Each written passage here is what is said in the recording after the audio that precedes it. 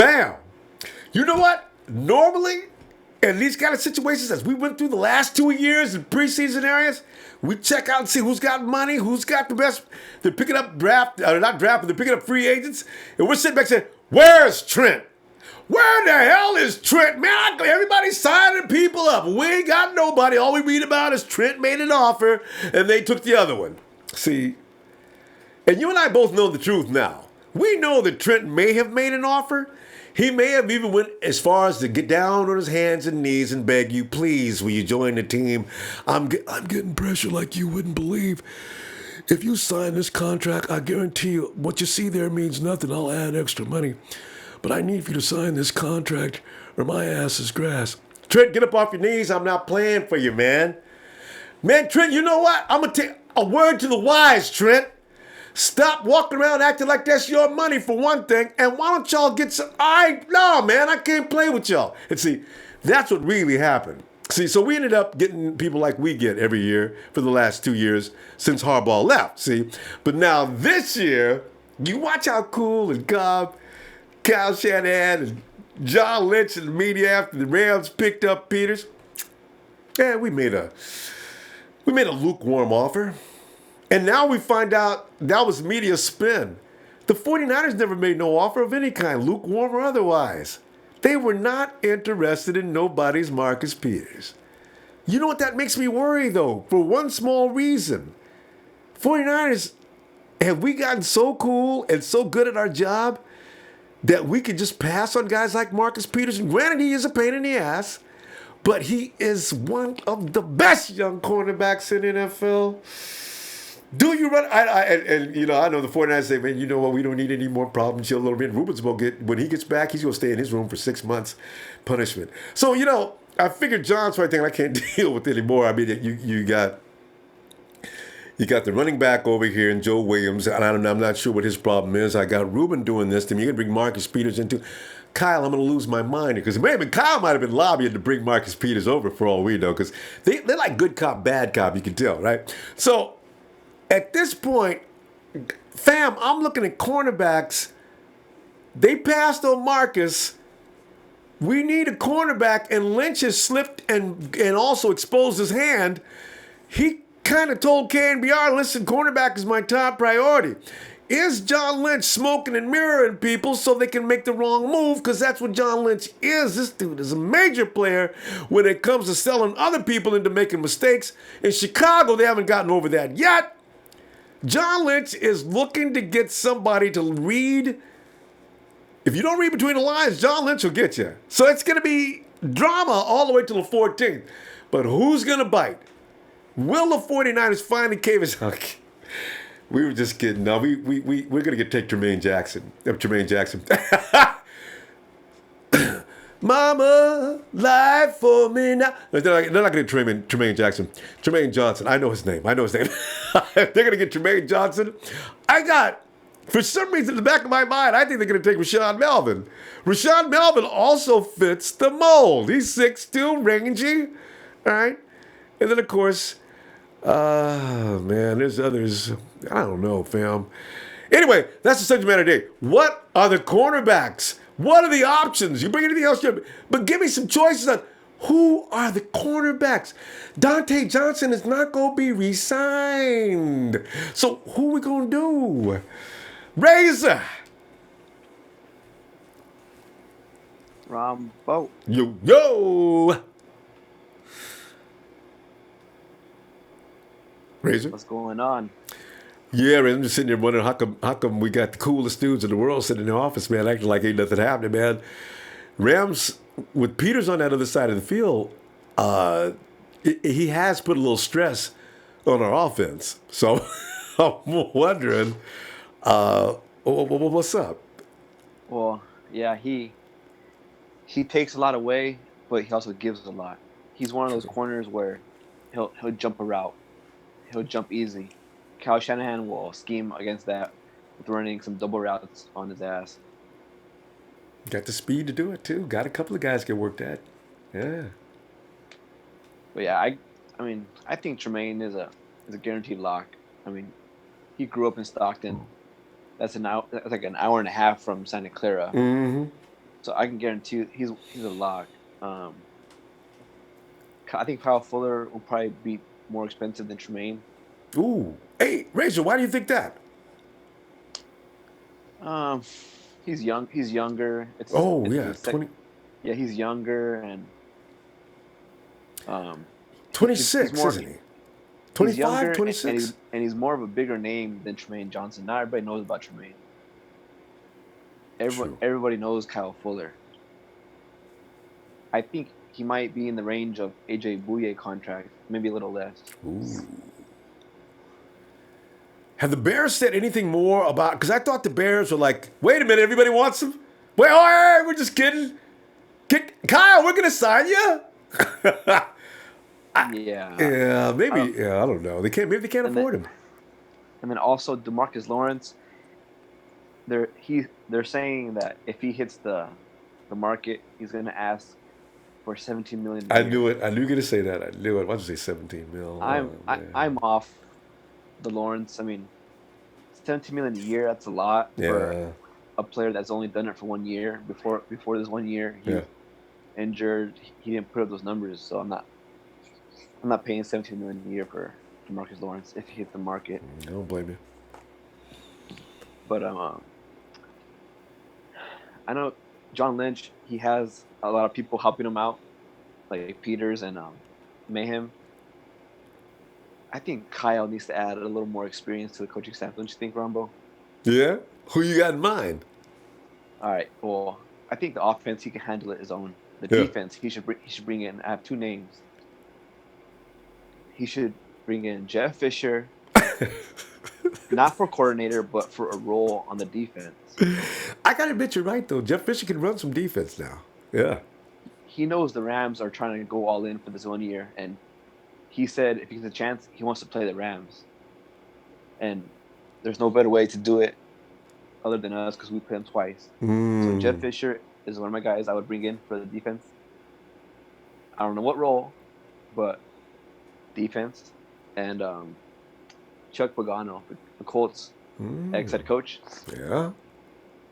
He knows defense too. Yeah. He was a coordinator in Baltimore with Ray Lewis. Mm-hmm. I'd bring him in. Mm-hmm. You know, you got a lot of egos there though, because I guess if they know their role and they stay in their place, I guess they'd be good and effective. Yeah, I mean, not both of them in, but one or the other. Yeah, because I like Chris Kiffin over there running the pass rush. And see, I got to feel there's going to be a conflict there between what Chris is doing, what the other doing. I don't know. It could work. It'd be the most dynamic defensive coaching staff of all time, probably. But yeah. Yeah, and before the whole chat goes crazy about Jeff Fisher, I'm not saying bring him in as head coach or defense coordinator. I'm saying just bring him in because he knows defense. He's a defensive guy. That's all I'm saying. I hear you. I do. I don't know about the chat. I know people will take what I say one word and run away with it and say, "Oh, Razor said bring in Fisher for the head coach." No, that's not what I'm saying. Did somebody already say it? Yeah, there's a lot of question marks behind the name Jeff Fisher. You wait till you go. You got to check that out. It's hilarious. Jeff Fisher? Question mark? See, see, one thing people don't understand is, yeah, he sucked as a head coach, but he also got hired because he's a good defensive mind. True. Yeah. That's people don't think about. They say, "Oh, head coach, get him out of here," and they did. Exactly. Oh, Razor. All right, Razor, take what I'm going to do, man. I'll look for you tomorrow with more Razor-isms. I like that, Razor-isms. All right. Yeah. All right. Razor. Okay, I'm going to do the Nighthawk. Go Nanos! You got to work on that. Nighthawk will probably be in a minute and give you a better demonstration. Yeah. All right. Hey, yo, Dre. I might, you know what I'm saying? You always hit me in the evening time. Let me come back to the show, man. We can come back, Dre. Go ahead. I don't want you to choke on your food, baby. We'll come back. All right, go ahead. Yeah. Let's go to, let's see, who we got next here? It's the Rod. Get ready. Here he comes. Get ready. The Rod has come back to Ronbo Live. Ah! man, Ronbo. I gotta yell for Rod. Rod! You. 49 style. I love it. And Rod, you know how we love you back. Rod, you got cornerback situation, and Rod, who in the NFL has the worst? I mean, if you look around the league, who has a situation with cornerbacks more serious than the 49ers? What we gonna do, Rod? What we gonna do, man? We cannot go into the season without another cornerback, and we need a veteran. I'm not crazy about drafting no rookie. You can draft him, but make him sit down and watch that veteran for a couple of years, or at least one. There you go. Yeah. There you go. Hey, I'm going to quote an old wise man, an old wise coach. Yeah. Who's got it better than us? Ah. Nobody. Yeah, that was back then. Baby. And if you asked that question at last year, Rod, it would have been everybody. So, yeah. Yeah, you're right. You are so right. Oh. I tell you what, man. It's like you said. Let's go with a vet. You know, we got EJ Gaines out there. We got Richard Sherman is looking for a trade partner. I know you said I know. he had some injuries with his Achilles. I'm surprised. But, you know, what better way to help Robert Saleh get that Seattle defense looking something similar by bringing in a cornerback of his caliber and with his experience. Hey, I hate the guy too, but I think he look good in gold. What about you, man? Yeah, I'm trying to wrap myself around that. You know, as long as I don't remember anything about that year, I have to have the Men in Black when they flash that thing in front of you so you don't remember anything. I might need that. But if he's going to play good football for the 49ers, I'd probably get over it. I tell you like this, man. I hate all Seahawks, period. See? But that is him. I'm going to say this right here. Richard Sherman and Beast Mode are two cats. Oh, I like Beast Mode, though. Good and red and gold. Yeah. I just do.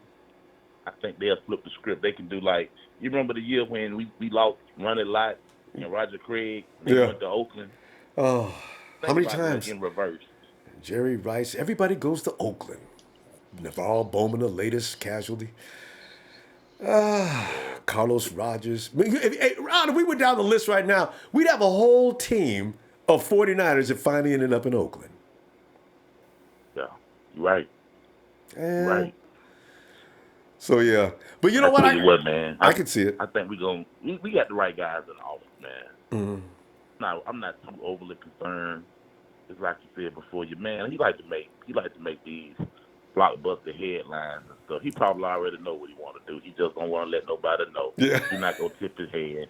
Just like you said about Chicago. Yeah. Chicago learned a little something from what John Lynch did last year when they had him. What was it? Mitchell Trubisky. Yes, him. Bisky. Yeah. I think he learned a little something. Now they trying to do a little imitation of John Lynch themselves. I know, man. You know, man, if another GM falls prey to John Lynch's BS, though, I am gonna have to laugh my AO off. Because you know what? I mean, come on, man. John did that to a dude last year, and you fell for it this year. The 49ers came out with two third rounds and 3 fourth-round picks for blah blah blah. That's just for that 10th pick. Good Lord, dude. Mm-hmm. So you know, I hope so. Oh, there's something other tour. Something other tour dropped. Said, "Hey, what's up, man?" You came in with what's good with you. Well, Rod, beyond that, man. Okay, we got the quarterback. You'll get Richard Sherman. That was the Rod says trade for Richard Sherman. Hey, Rod, what you gonna get? What are you gonna give up for Richard Sherman though?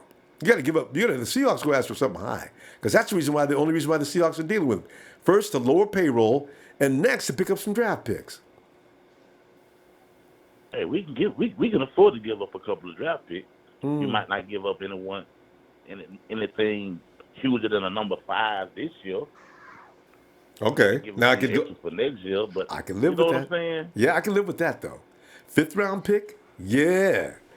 I don't know if the Seahawks, because they'll think Richard Sherman. Okay, we're talking about all pro Richard Sherman here. Yeah, 5th round pick. But I said Richard Sherman. I said Richard Sherman. I can see Pete now trying to sell that. Well, I think I think Pete Carroll is in his Trent Baalke mode right now. Yeah. He's not trying to do a rebuild. He's doing a reload. Retool. Oh man, we're out of time. Oh, man. Rod, we're out of time. Okay, Rod, man, let me see you tomorrow night. Okay. We'll do it. All Have right, a good fam. one, Rondo. I'll be looking for you. Oh wait, we got to do it. We got it. Niners. Yeah. Wait. Oh, hey, there he is. See, whenever you have a cornerback conversation going on, it's like, I mean, Raymond's hotline phone is just ringing off the hook. Picks it up. Yeah, y'all know I'm going to tell you about them cornerbacks. Raymond, come on in here, man. This is your subject matter tonight. Yeah, you daggone right. I've been saying it since 5 or 6 weeks ago. I know it. Proud that my boy John Lynch said that's his number one priority. You sure it's did. supposed to be. Yeah. That's where we weak at. Yeah. What we gonna do about it, Ronbo? Oh, I'm looking at we gonna have to draft one, man. But you know what, Raymond? I'm talking about with the first round pick, and he's gonna have to come in and play good. Raymond, who's that I, first? I hear the last guy saying something. What he just say? Richard Sherman? No, sir. He's old. I don't want to pay. Yeah, Richard. The money for these guys, I don't think they're worth it. Achilles tear. Trumaine Johnson, the guy said Kyle Fuller might. Razor said that. He said Kyle Fuller might get more money than him. I don't believe that because Trumaine Johnson got a bigger name. Like he says that nobody knows Tremaine, but that's bull. They've been saying he was the number one free agent for the whole season. Yeah, at Razor, I kind of agree with that, but I think Tremaine has a bigger name than Kyle. No, I'm talking about when Razor was here. Raymond's talking about Razor. Yeah, Raymond might be right on that, Razor. I think Johnson may have a bigger name than Kyle. Kyle Fuller. Raymond, wasn't this the first year you heard anything about Kyle? I knew he was existed because I played Madden and he's on there, but that's it. He's not the Bears suck, So yeah, because I remember him kicking our ass last year. Right. Then you got Trumaine Johnson. Now you have to pay the man to come here. They didn't want Peters out. I don't know why. I got a feeling because we got a lot of young people in our locker room and we don't need too many attitudes. We already got enough. That's probably why they stayed away from him. Yeah. But I stick with the theme of picking this young guy, this young whoever he is. Let him learn as he go, man. I'm ready. Let's go. Raymond, who is Pick the best talent that's there. It's a first round. Learn as he go. First round he's pick. Gonna make some plays. He's young. He could probably stay in front of the receivers as quick. Who is he? Who is he? Josh Jackson, man. Yeah, so JJ's still your guy. Okay, all right. No, everybody talking junk, right? Jalen Ramsey was picked last year. He's a beast. Yeah. But you gotta give him a chance. Don't be so scared. Because he's a rookie. Still don't mean he ain't a beast. True, and there's been some rookies. James was a rookie at one point too. Yeah. I'll go for Josh Jackson, man. I mean, because it's better for us anyway. Say we get him and he's not that good. At least we didn't go spend all this money on a cornerback. I would rather get the offensive lineman, Noel, and then go draft a cornerback because nobody right now is worth it. The guy from the Colts, I'll probably get him before I get Trumaine Johnson. The guy from the Colts. Oh, Rashaan. Hey, Rashaan Melvin. I really think Rashaan Melvin might be the guy the 49ers are being quiet about. And they'll probably go chat him up right away. If we go get him, then you go get the guy Trey from VA. But then the real Trey from VA that we already know that's part of the Niners, he said his first 3 draft picks and he never even included a cornerback. You talk about Tremaine? John Lynch comes out and say that's his number one priority. Oh, but John is playing mind games. We need a cornerback. Yeah, we don't need, he said, a tight end. Are you kidding me? We got you know what, though? Two good, serviceable tight ends. And you can get a tight end in day 3 anyway. Running back, tight end, and something else, man. Nobody's saying nothing about the cornerbacks. We need that. That's what we need. So if we're going to get all these other positions, you tell me, Ronbo, what are we going to do when the first week of the season coming, the quarterback getting to throwing the ball in this pass-happy league? I know. Like last year, we started off that way this year, Raymond. First thing the quarterback did, where's Rashard Robinson? Throw the ball over there. And they did. Holding. I still don't believe I told you to get him off my team. They listened. They got him off my team. Raymond, I'm telling you, we need to get this kid Joshua Jackson. Day one, roll with him. And and like I said, next year's free agent class, we might have to get another one.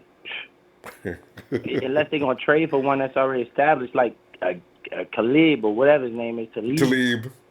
Man, it's worrisome. I really, when we hear a name that we can be satisfied with, I'm gonna relax. Just as hard as I'm gonna relax as Ruben. That's all I've been saying since the season was over. I need a cornerback, and once I get me a cornerback, y'all can do whatever y'all want. But I need a cornerback. Yeah, I ain't worried about no running back, no Barkley, nobody else, no pass rusher. I need a cornerback. You need to, that, Raymond. I'm telling you though, wherever you want to go, Raymond. You need to be concerned about a pass rusher though, because your pass rusher is going to make sure that cornerback can do his job. See that's what right. But I need the corner first, though, well, because you can't play with Dante. You can't take these picks and spend this money on pass rushers when we don't even have a cornerback yet. We're going to draft. That's what I'm saying. I'm saying we need to get that piece of the part first. Like when you get your car, you gotta put gas in it before you go somewhere. I need that cornerback first, and then let's work on our defensive line. We've been working on the defensive line. Our defensive line is not that bad. We stopped the run. Maybe if we had a little bit better coverage out there, guys could get to the quarterback. Yeah, if injuries killed the run too. We should have been doing better than that against run. If Ruben would have played all season, and I didn't even know Thomas was doing great on the run. If they'd both played and healthy all year, I think the run would have been even better. As it was, we still ranked in the 20s. And then if we go get Tremaine Edmunds, right, that's a linebacker we trying to convert to a pass rusher. That's a gamble right there when you got Malcolm Smith coming back off injury. Like, he's not a Super Bowl MVP. You know what I'm saying? Like, he's not a good player. So we got him to service us until Ruben come back. Yeah. And if they don't put no charges on Ruben, he ain't going to get no hefty suspension. So they better hurry up and do that. Stop playing with it. We got to wait till April. Charges if he's going to get it. If not, stop making this thing drag on like this and let us know what's going on. We got to wait all the way to April, Raymond. Court date is in April. There's already been charged. They got charges on them that can be possible misdemeanors or possible felonies. Man, I know. Stop playing with us, man. What we going to do? We going to give them misdemeanors, felonies, or what? I agree, and I wish they'd have the court. Why wait till April? That, I need a cornerback. Once we get a cornerback, we got all this money. We can get whatever you guys like. I need somebody to stop them from passing the ball 50 times a game, man. I'm telling you. Raymond, the NFL, Raymond, we gotta go. The ball. We gotta go, Raymond. I'm looking for you tomorrow, and maybe we'll hear some good news tomorrow between something. Oh yeah, what up with this coin toss they doing on Friday? We gotta get ready for that, Raymond. See what's going on with the coin toss? Yeah, we'll find out more about that Friday. Hey Raymond. Quick, go ahead. It's Razor. What's up, Razor? Whatever, boy. Hey, me and you are gonna do the first bet on Ronbo Sports. I'll bet you a beer that Kyle Fuller gets paid more than Johnson. You heard it. And fellow witnesses and everything. Razor comes. I bet because I plan on coming out there. I heard the Howard Foundation. Shout out to Howard Foundation. I heard my boy Mike the other day say he want to fly out to Ronbo Sports. Hey, Ronbo, that's a great idea, man. I get some plane tickets and fly out there. I got to get them ahead of time. We got to pick the game. Make sure it's a good game like Seattle or something. We all and then Razor and you and Razor gotta get that straightened out between who gets paid the most. Yeah, that's Trey. I like my boy Trey. He from VA, but he needs to know that he want running backs and tight ends, and he ain't said nothing to me about a corner. You gotta tell me about a corner before you start talking about anything else, man. Please. All right, guys. We got to move on before the house has gotten full on us all of a sudden. All right, guys. Raymond, I'll see you tomorrow. And Razor's already had his time. All right, Ramo. All right. Love the Niners, man. Let's go. Go Niners. Shout out our foundation, man. We in here. There you go. All right. And we got to... Hey, Dre's already through chewing and everything. Dre, come on in, man. You know what's happening. The quarterback situation is red hot. Marcus Peters has already gotten everybody in the 49er kingdom thinking, what? Hey, what you let him get to the Rams for? I think the 49ers pushed him. Yeah, I think Ruben kind of fucked up Marcus coming here because if he wouldn't have gotten in trouble, they wouldn't have had a problem with getting another guy who might be on the edge or outspoken or whatever the case might be. But since they went through a situation with Ruben, it was like, oh no, we can't fuck with that. And I can't blame him either. If you got one big personality that has problems outside the organization, but he's profitable and he's going to help the organization, you got to keep him, but you can't have two. You know what I'm saying? Two knuckleheads. So I understand why they didn't do that. On the other hand, I got some information, bro. Ruben's situation is not as serious as it was They've already found out that there was no physical contact and nothing like that. It was an argument. The young lady, his girlfriend, she was examined. There wasn't he didn't do nothing to that girl. That's why she told him about the weapon when the cops got there. So He had to come up with something. Yeah. he's probably going to get in trouble for having the bump stock because when you buy it, you're supposed to re-register the weapon because it's basically modified, so it's basically not the same weapon that you bought. Yeah. So he's probably going to get like a slap on the wrist for that, some probation, but he's not going to get no domestic violence charge. That's what they said, suspected domestic violence, and that's based off of the next door neighbors hearing them yelling and screaming. You know and yeah, I mean, I don't know, bro. I just think like if you're in a relationship that you've been in for a while, you know what I'm saying, and you get into altercations, bro. Sometimes shit get heated, but I don't think that's anybody else's business. You know what I mean? Now, if it comes to physical altercation, that's totally different. That's unacceptable. But at the same time, though, Ruben's probably going to end up with suspension, doing a 2-game suspension for this incident and then the marijuana thing. So we don't need people drafting linebacker in the first round no more. We can go back to drafting Quentin Nelson, bro. He's the best material offensive lineman we need. Wait, Dre, I thought you said you don't need a linebacker in the first round. Nah. But you said Roquan. We don't, because it's. Quentin Nelson. I'm sorry. Right now, I thought you said Roquan. I'm telling you right now, Ruben is not going to get a 6-game suspension. He's going to be suspended for 2 games. Yeah, right. He's going to be suspended for 2 games. So we don't need to draft Roquan. You know what I'm saying? If anything, we could pick up a linebacker from free agency or just draft one like 4th, 5th round, and we'll be fine. With Ruben going for those 2 games, you know, because we got Kwaski T back. So, you know what I'm saying? A lot of those runners that go for long ways. And then we got Adrian Colbert also back there knocking hands off. So Trey, we'll be straight for those 2 games. Your mic is slamming up against something. Oh, yeah. I said we'll be straight with it. I mean, we got Kwaski coming back, you know what I mean? And, and we also got Adrian Colbert. Those are 2 tackling machines. We're going to have Eric Reed. We're going to re-sign him also. So they'll probably have him playing outside linebacker while Ruben is going to help that running back void. So, I mean, we'll be straight without him for 2 games. We're still going to go get Quentin Nelson at the first round. And then the second round pick, we're going to get that wide receiver that we were talking about coming from Texas Tech. So, Dre, you'd have to trade. You know what, though? You'd have to almost damn near trade up to get Quentin. Nah, we're not going to have to trade up to get Quentin. You think he fall to 9 or 10? The Sean Kaiser is trash. The Browns are not. For some reason, I don't think that that owner, Kirk Snyder, cannot stand Kirk Cousins. I don't see him going nowhere. I think he's gonna try to punish him, bro. Tag him. That means that the Broncos, the Giants, the Browns, who else? A whole like 4 or 5 teams are all gonna have to get quarterbacks. And then Blake Bortles just got paid, so they don't have to worry. You don't have to worry about the Jags getting a quarterback either. But this is the thing, though. Now the Jags don't have the money to re-sign Allen Robinson, so maybe we won't have to get a wide receiver in the second round. You know what I'm saying? Maybe we could trade up. You know what I mean? So, the Jags. I mean, they've already spent all their money on their guys. You know, they're solidified for the next 3 or 5 years. So. I mean, they don't have the money really to re-sign Allen Robinson to what he's going to want and what he deserves. I mean, just because a player gets an injury doesn't mean that he's not worth what he was. You know what I mean? Like if you look at his production before he got injured, he is fucking awesome. So and they got a new wide receiver that looks good. What's that kid's name that did such a great job replacing Allen Robinson last season? Golly. Anyway, you might be right. I can't remember his name. Hey, I can't remember his name. Damn, Ronbo. But you know what I'm talking about. You stumped me on that one, bro. I know what you're talking about. You're talking about. Yeah, he may have moved in anyway. He's a cheaper and he was efficient, very efficient. So right. Yeah. Hey, but on the other hand, Ronbo, you mind shouting out my Instagram? You know what I mean? I'm about to have some good content being loaded up, you know, right. And I'm trying to start Drake, tell it. So you mind doing that for me? Well, yeah. What's your account, man? What is it? Is it under Drake? Hey, man, it's at Dragos. It's at DREGHXZT Instagram. You know what I mean? As soon as you put at Dre, just remember the last 2 letters. It's easy to remember that way. At Dre. Yeah, at Dre GH.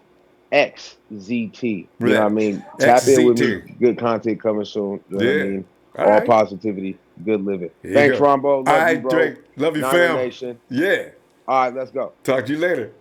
All right. All right, bro. All right. As I say, when you search at Dre, and if you see the last three letters, I think it was Z something GCT. Yeah. Go hard.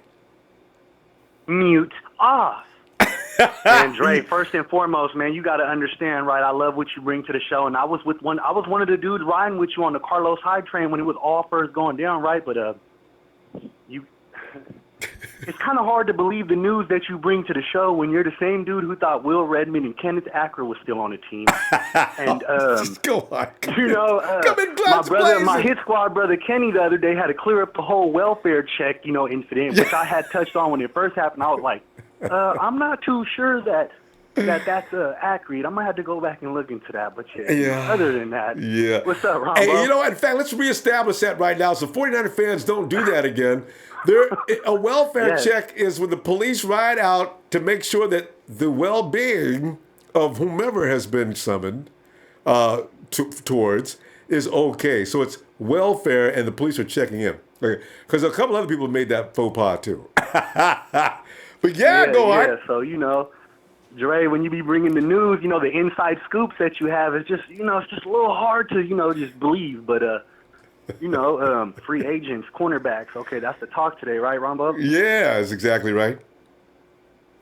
Well, I'm glad it sounded like you're one of the Rashaan Melvin, thinking that might be possible. Yeah, watched him for a few minutes. Looking at dude, right? The thing that bothers me about him, but I like him over Tremaine, is he reminds me of Rashard Robinson, and what I mean by that is on a lot of the plays, but for some reason he doesn't get flagged for it. But on a lot of the plays, he doesn't get his head back around to the ball.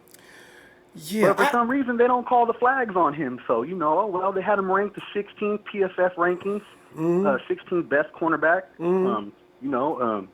You got dudes like Tremaine at like 26, 27. They're in the back. So I told you before I wasn't was he really ranked big that on high? Tremaine. I think he could be a number 2. Yeah. Hey, I didn't know he was.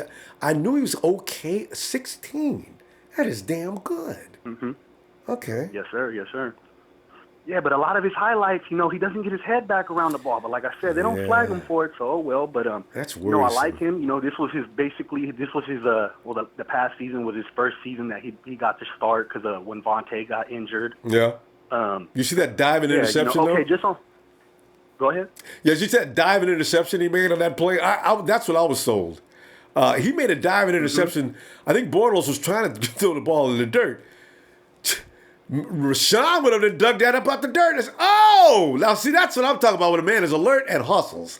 He wasn't worried about his body. Yeah. Get the ball. Okay, see that's. Let me put him on my list right now. So at 6'2". And I think he's still in the age range. I think he's 27 or 28. I might be mistaken. He's somewhere there though. He got all the physical traits. He can play in the scheme. It's prototypical fit. But okay, so the Marcus Peters thing.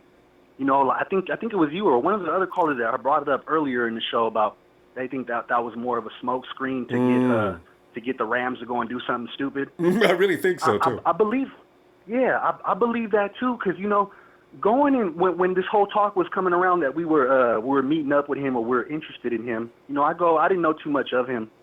I go and start looking at his highlights and you've seen every interview or any interview in general from that boy. He would not fit on the team.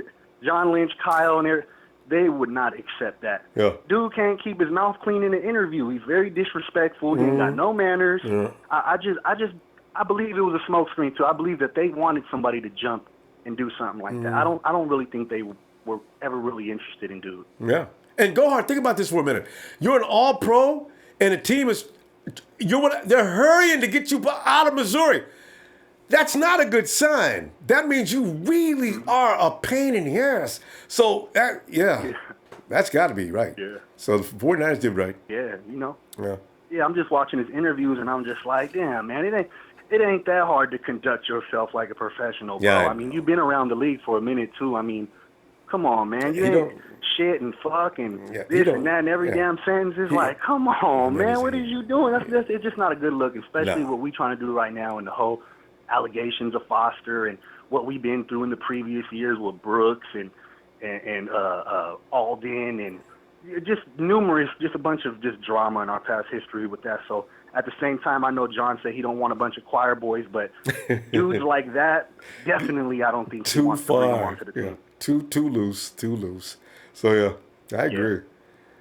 Yeah, but other than that, I can see Wait, go the ahead, hold on a fire second. that could Go be ahead. lit behind Trumaine Johnson's ass if he gets signed to the Niners. Go hard. Yeah. Hold on. I see a question. Fredo in the cut, we're talking about Marcus Peters, just to make that clear. Fredo said it. Okay. Who are they talking about? Okay, go ahead. Yeah.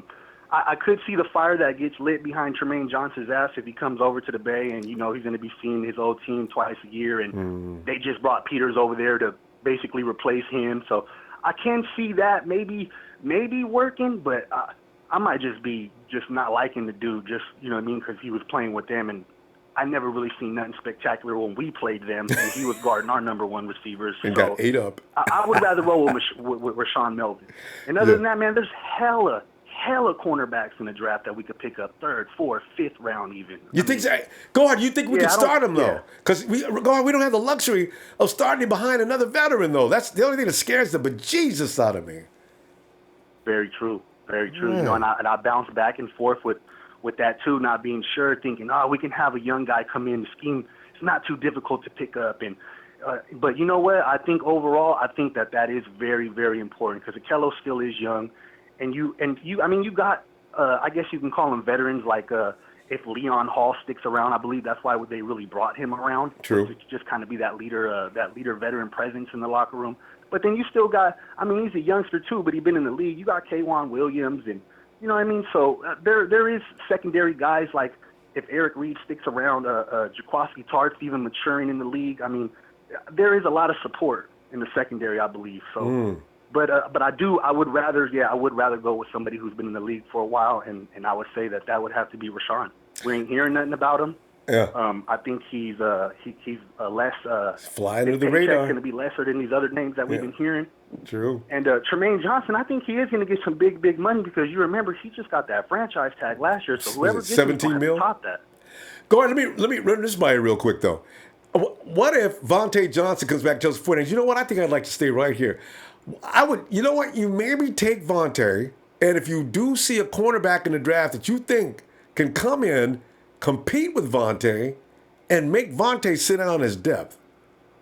I mean, you don't tell Vontae, but you know, I go out and I get this kid and put him in it. Oh, what's that kid? Oh, the 6'1" kid that is a complete freak. Wasn't that you and me talking about him? I forget. Oh, he's not a good. You don't have to get him in the first round. I think you can get him in the second round. Cornerback? Yeah. You got Carlton Davis. You got Christian Campbell. You got DJ Reed. You got J.C. Jackson. The list goes on of dudes we could pick up. Yeah, Carlton Davis is one that turns me on. I really watched this. Wasn't that you who told me about him in the first place? And I went and checked him out. Yeah, I was the one who originally brought him up. He had that grading before the week of I think it was the Rose Bowl, the Senior Bowl, where he was rated out the best cornerback, allowing no pass catches in the drills and all that. Yeah, he could play, man. Okay, so that's what I'm saying. I bring Carlton in, and and they get into camp. Carlton's starting to relax. He's starting to feel the NFL. He just turns on, becomes a Kello Witherspoon within a couple of weeks in the preseason. Vontae, we love you, man. Listen, Vontae, let me talk to you. It's about the team, V. You know, if something happens, I'm going to call you first. You know, I just make that work. You know, because now I got depth on the bench, and I got my starter. I'm happy. So... Okay. Dante gonna be playing safety somewhere else next year. They're gonna have him as a backup safety, is what I think. Somebody's gonna pick him up for that safety role. And against us, he could hit, he could tackle, he just can't cover. Go on, appreciate you, fam. Let me see you tomorrow, okay? Yes, sir. Yeah. All right, baby. Hit squad signing out. Yeah. Ronbo mania. My man, go on. And oh Lord, have mercy. As we zoom out to the East Coast, it's Trey. From VA, one half of the former, I can't believe I have to say former tag team championship team. Trey, from VA, former. My goodness, that's just such a tacky thing to say. I'm going to stop saying it, Trey. No. It's one half Yeah. of the former tag team. Oh. It's just, nobody wants to step up, but that's another story because all these little crews forming together and they're all buddy friends. Yeah. It's like the NBA today. Yeah. Trash. That's what it is. A bunch of trash. Agree. But anyways, though, let's get back to the business at hand. I was gonna listen. I wasn't gonna say anything tonight. I always love when he comes in and says that first. You want me to shall I give you an installment? Please. And now, a Sunday evening installment of Let Me Holler at You. Amen. Is that what we're doing now? Come at me, sir. That's fine. I did mention you mentioned everything that I said. I hope you turn it up. Volume. I did mention a cornerback in what I said. No, at the time I mentioned my draft picks, I didn't. But the call before that, I was the one that said I wanted Kyle Fuller. Let me break it down. Kyle Fuller led the NFL in deflections. Ooh. So that means that not only is he a good young corner, but he's around the ball. He's breaking it up, which means also that he's in position. To make plays. Wasn't that our biggest gripe with Dante is he's never in position? Ever. The cover 3 corner, all we need you to do is have size and be in position, right? For the most part. That's how it works. That's how it works. You look at a rookie like a Kello, he didn't know what he was doing. He had size. He was in position, right? So I did say let's go after Kyle. He's a track record. And if you need people like, oh, well, if he's so good, why are they letting him go? Green Bay did the same thing with Casey Hayward. Guess what? He went to San Diego and led the league in interceptions last year. Yes. Teams make mistakes every single day. And that's why I drafted the way I did, because then I said we would sign a guard and free agent. I'll take care of the offensive line, Ronbo. Don't you think we should do that? And I hope so. Because some of this is common sense, Trey. But you don't even got to give me Kyle Fuller. You can give me E.J. Gaines from Buffalo, because on the low, he had a good little season. We were talking about a number 2 corner. We got our number 1 guy. He's young, he's developing, but we've seen it. 6'3". Oh, he's going to be just something else. I got a feeling within 2 years or so. I mean, really something else. We're going to have to pay this guy like he's a bit of an elite. If we go free agency route. Yeah. We can draft this guy. Ruben. Ladies and gentlemen, Ruben is done if we get him back into luxury. By that, I mean that is the mindset. Did you agree, Ronbo? Yeah. I'm trying to get I'm wrapping myself around that thought. I don't want to get my feelings hurt. Malcolm Smith coming back off a pec injury is not going to be good. Malcolm Smith was questionable before the pec. Okay, let's talk ourselves into it because we were depleted. We needed a guy. But we need to draft. I'm not teaching Tremaine how to play pass rusher. The guy rushed the quarterback at Virginia Tech. The guy covered linebacker at Virginia Tech. Covered tight end. The guy covered running back.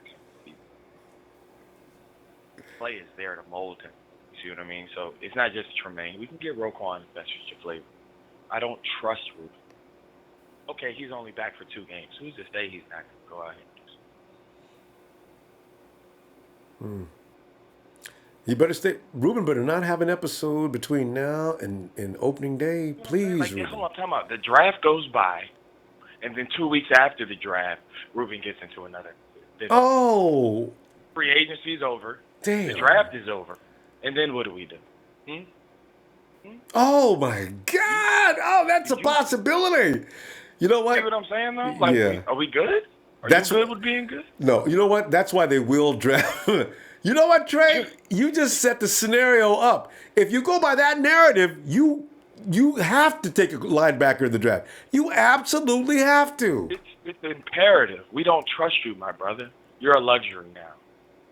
That's what you are. If you play. Damn. Matter of fact, it's a pleasure if you play for us, sir, because what you've done is you've taken your responsibility as an NFL player. You've jeopardized it. You have no trust with the team. So, no, we're not going to bank on that, they might not be as bad as the police report said. And it might not. Okay, guess what? All that's going to do is encourage him and think that he can get away with this bullshit. Oh, well, slap on the wrist. I'm good now. I'm taking one in the 7th round too, Trey.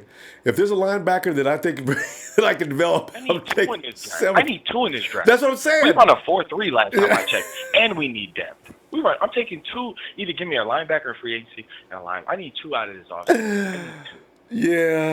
Yeah. We got money. I'm not gonna do too much because I didn't even want to get we can get into the offseason.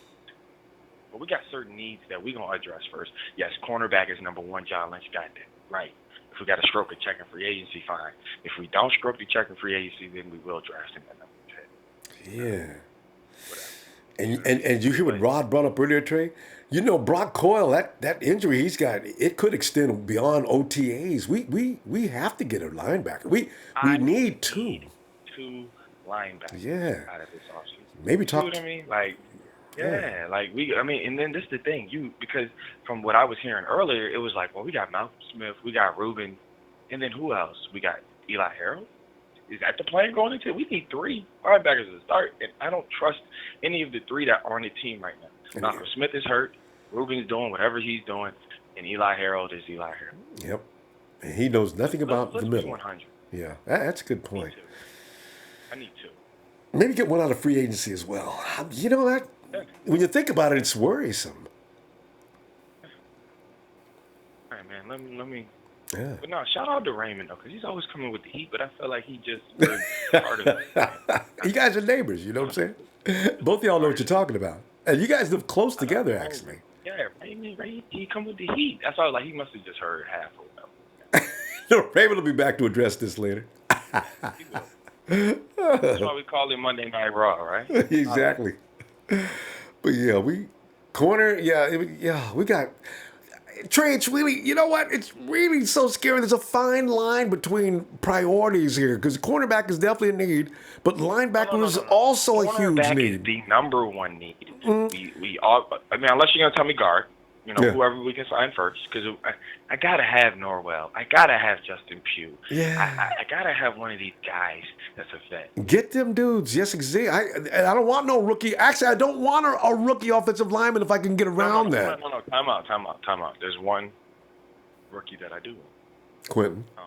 As far as the guard's concerned. And so is Nelson gonna be there at 9? Probably not. If he is there, we got a conversation to talk about. Yeah. Can you imagine? You got Edmunds. Trey, you don't Edmunds. Pass up Ronbo, we can't run the ball up the middle. Yeah, that's true. Let's be 100. We can't run the ball up the middle. You can't run Kyle Staley. You can't run up the middle. That's true, too. But Trey, I don't want to get too deep. You got Edmunds. You got Nelson. They're both sitting there at your pick. You got Edmunds, Nelson, and Jackson. Look, if you got Edmunds and Nelson, I'm putting my personal bias to the side. Yeah, he trade from VA. We going Nelson. The line is where you win. The line is where you win. Scrimmage. It's about the homeboy. All right, I got you. All right, Trey. I'm gonna tell you Yeah, man. Yeah, I appreciate it, man. Shout out to everybody. Man, shout out to my former tag team. Yeah. All right, Trey. I'll talk to you a little bit. All right, there's Trey from VA, and Trey just exposed himself because he says if he was a choice between Quentin Nelson, Tremaine Edmunds, and Joshua Jackson, he's going with his homie Tremaine Edmunds over at Virginia Tech. What's up, man? I'm loving this. And Nate, without his skates, what's up, Nate? No, I guess you're not. What's that guy's name? Abiscus or something? What his name was? Oh, Hibiscus? Yeah, I forgot. I'm not supposed to. You gotta let me know what's going on. I was watching Catch Me If You Can right now. Yeah, no, I was supposed that to. That old movie. I didn't want to give checks. Oh yeah, that's good. No, I didn't want to give away your alias. I made a mistake. No, Oh, you mean Greg? You mean Greg Hickaboss? Hickaboss, yeah. Greg. Nate, a quarterback situation, man. What you gonna do, Nate? You got to do something, and because we ain't got Marcus Peters. Our own team, or are we talking about multiple teams? No, we're specifically talking about the 49ers. Exactly we're talking about. What's the topic exactly? Topic tonight Nate, is this. All right, the Rams jumped up and says, yeah, we're going to take Marcus Peters. 49ers think they're come bringing us some Jimmy Garoppolo. We got the anti-Garoppolo. We got the Garoppolo stopper. So they think, right? So I'm sitting there watching this news unfold. That's what I did, and it hit me. You know that little sinking feeling you have in your chest? Rams got Peters? That's the first thing I thought. Yeah, no, I'm the one who was in there earlier, and I said Marcus Peters, but I also said I had stinky feet. But the thing is that, they got Marcus Peters, and I'm a little worried now that they got him because he's a good corner. We all know that. It's just Kansas City got tired of it. We were actually trying to trade for that guy. No. Wait, Nate. Let me correct that now. Official word is, no, they weren't. The 49ers made it seem that way, which makes me think, Nate, that John Lynch is up to something. He pushed the Rams in that direction because the Rams were probably on panic city when they said, oh, Jesus, we got to go in for, this is going to have to be a strategic trade. We got to get Marcus Peters before the 49ers do. And Lynch and Shannon are sitting back in the office toasting up champagne and laughing their ass off, wearing lampshades on their head because it worked. I don't think the 49ers, for 1 minute, were going after Marcus Peters.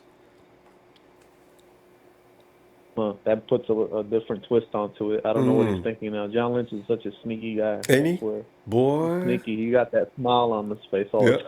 He's sneaky, man.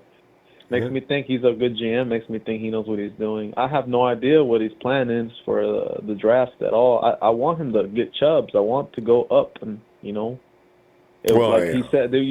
Caller was on earlier. He said that if Robinson's out there, it's we signed him. We don't need to go actually for a wide receiver anymore because the Jaguars just extended the contract for Blake Bortles for a 3-year deal worth $54 million. I mean, what they're going to get out of Blake Bortles? I don't think that was the stupidest. Was that stupid? Why would you go for Blake Bortles? Why would you re-sign him? He lost last year behind making some bad judgments in the last minute in that game. That's the stupidest team, man. Dang, that was dumb. Yeah. But I appreciate it. I mean, they just took away $7 million or $5 million out of the contract in order to keep some other player that they needed to keep. It's not enough. It's not enough of restructured. So the thing is that they needed to go after Kirk Cousins, and he's the most valuable quarterback out there. Let's all admit that right now. Yeah. He's the most valuable quarterback in the free agency market.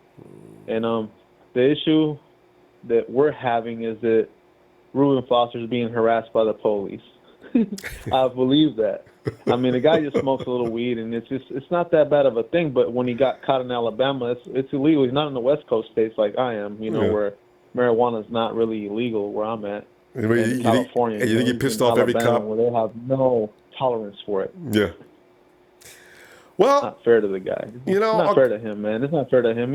He's off season. He should be able to enjoy his life. No, that's true. But I tell you what, Nate, the thing is, our own issue now is keeping Reuben clean. And you heard what was said a few minutes ago that really rings in my head right now. Reuben Foster, what if he gets in trouble a third time? We go to the draft, we go through free agency in the draft, and they don't pick up another linebacker.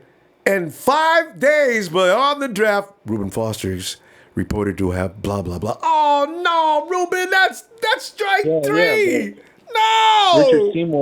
Richard Sherman, he's on Adderall, but he has a prescription for it. Is that right? That's like a second-tier, drug, but he has a prescription for it. Wait. Richard Sherman, where'd you get that information from? Is that public knowledge? It is public knowledge. I gotta go check. He's on Adderall. Yeah. All right. He's also been and that's what they said one time. I was overhearing a newscaster say that they tested him. He tested positive for amphetamines, but then they also said he was also on Adderall. He has a prescription for that. Well, it's like Abdul-Jabbar. He had a prescription way back before smoking weed was even allowed, in your bathroom with your door closed because he had migraine headaches. See, that's what the dude's got to do. Oh, migraine, man! And they should let you go. Yeah, so. I thought I'm pretty sure Reuben can get himself a medical card and get himself. Well, yeah, I got a little bit of pain from all the hits I have to deliver on the Seahawks. That would work. So it should. That kind of hurt. What else? He's got to think. He's got to be smart about it and not get caught in Alabama because he knows how Alabama is really strict on that stuff. I know. There's no leeway out there. He's just got to do it out here. He's got to be on the West Coast where people are laid back and they'll understand that he just likes to smoke a little bit of the devil's lettuce, and we all like him. We want Reuben Foster to succeed as a 49er. We all want him to do great. Praying that he to does. be part of the team. The playing's We're not a Niner problem. fans, man. That's what we do. We support no matter what. We even supported Alden Smith, but Alden Smith went way too far when he doesn't have control over his alcoholism. That's the issue with That's him. number one, yeah. He doesn't have control over his alcoholism. Nick, we got to stop. And I tell you what I'm doing, Nick, maybe between now and tomorrow we have some good news because Reuben just may get exonerated of these charges. Maybe the girl just you go crazy like people suspect. So anyway, see you tomorrow, fam. All right, man. You have a good night, Rambo. Yeah. Thanks, Rambo. Nick. Yeah. All right, Niners, man. Niners. Take it easy, man. All right, bro. And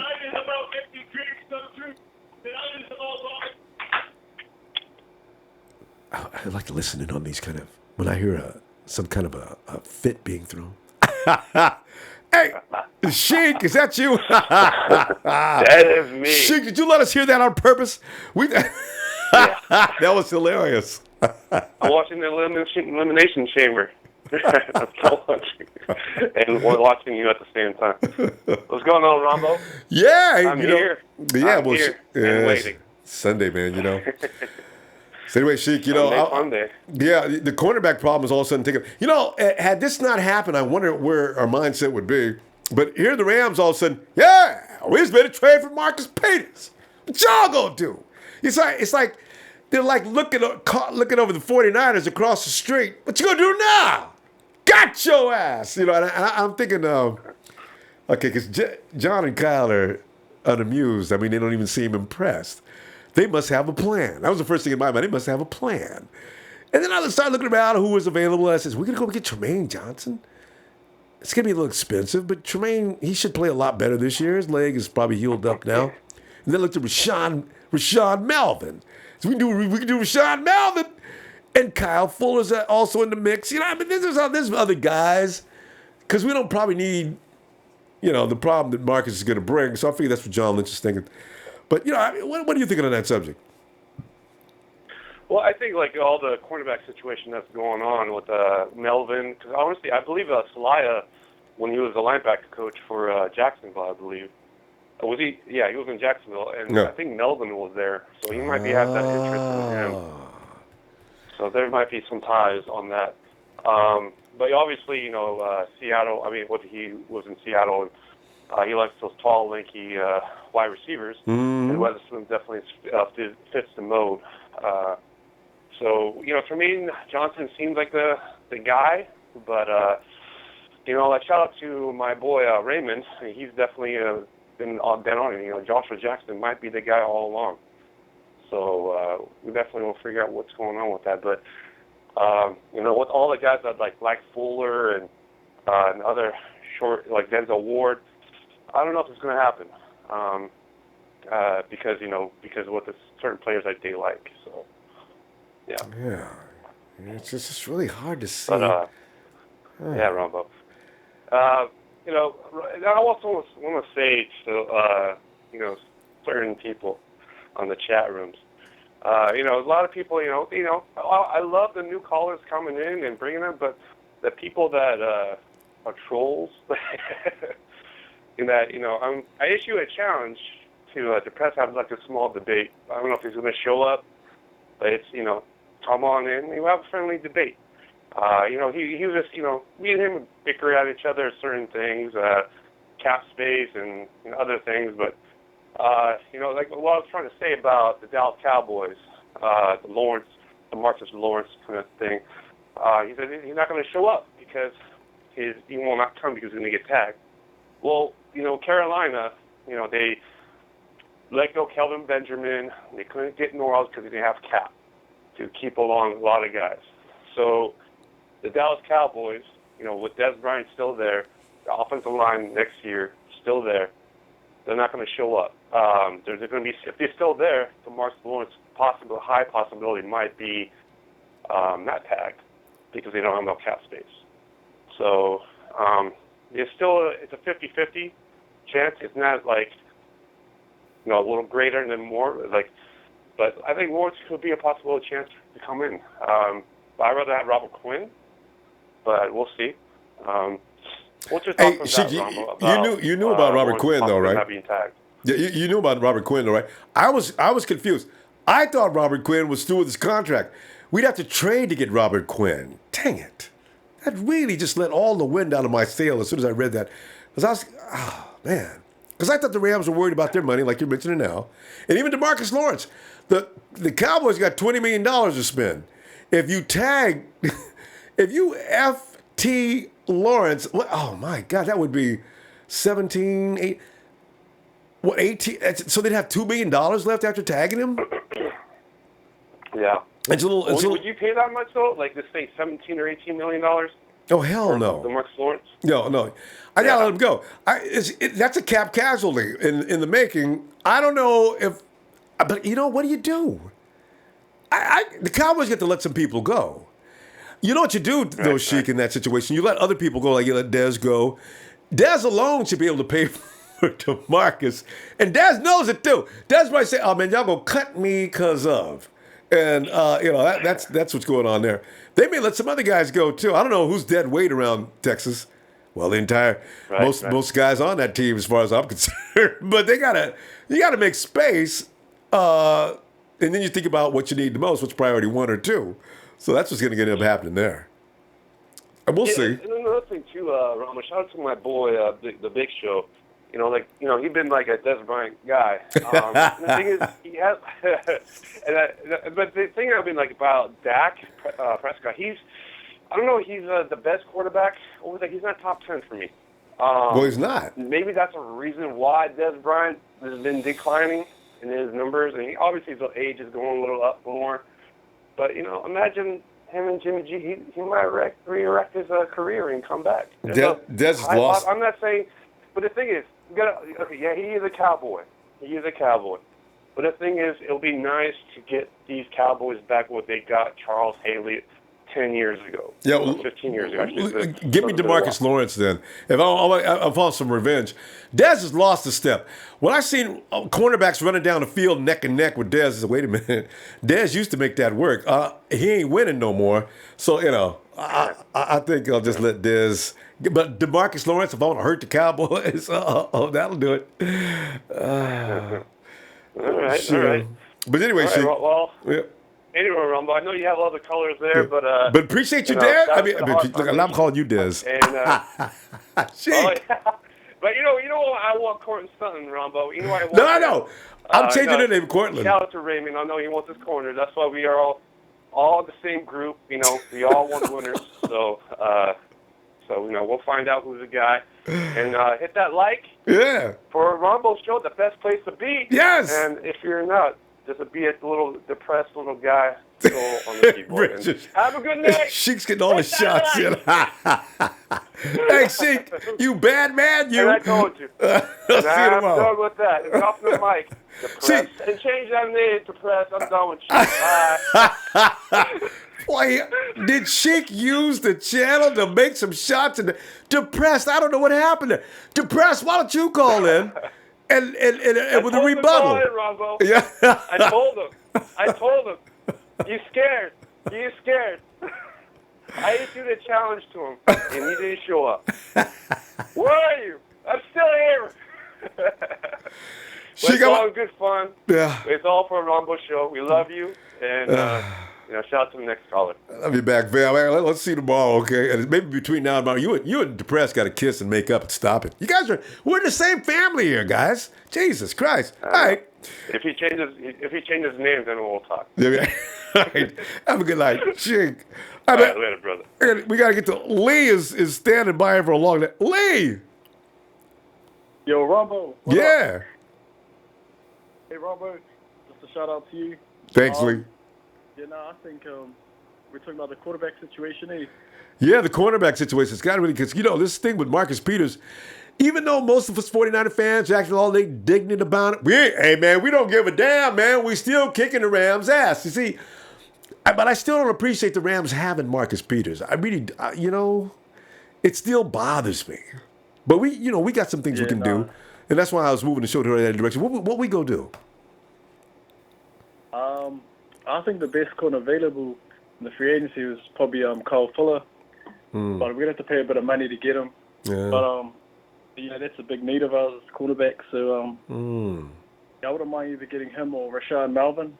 Rashaan Melvin will be cheaper. Yeah. But and then that frees up a bit of money to go after, like, Norwell, more money to spend, or even on a pass rusher. What's happening with Robert Quinn? Is he in free agency or not? Yeah, no, he's not. And I've been pumping that like I knew what I was talking about without looking into it. And yesterday I got enlightened, and because apparently the Chiefs wanted Robert Quinn.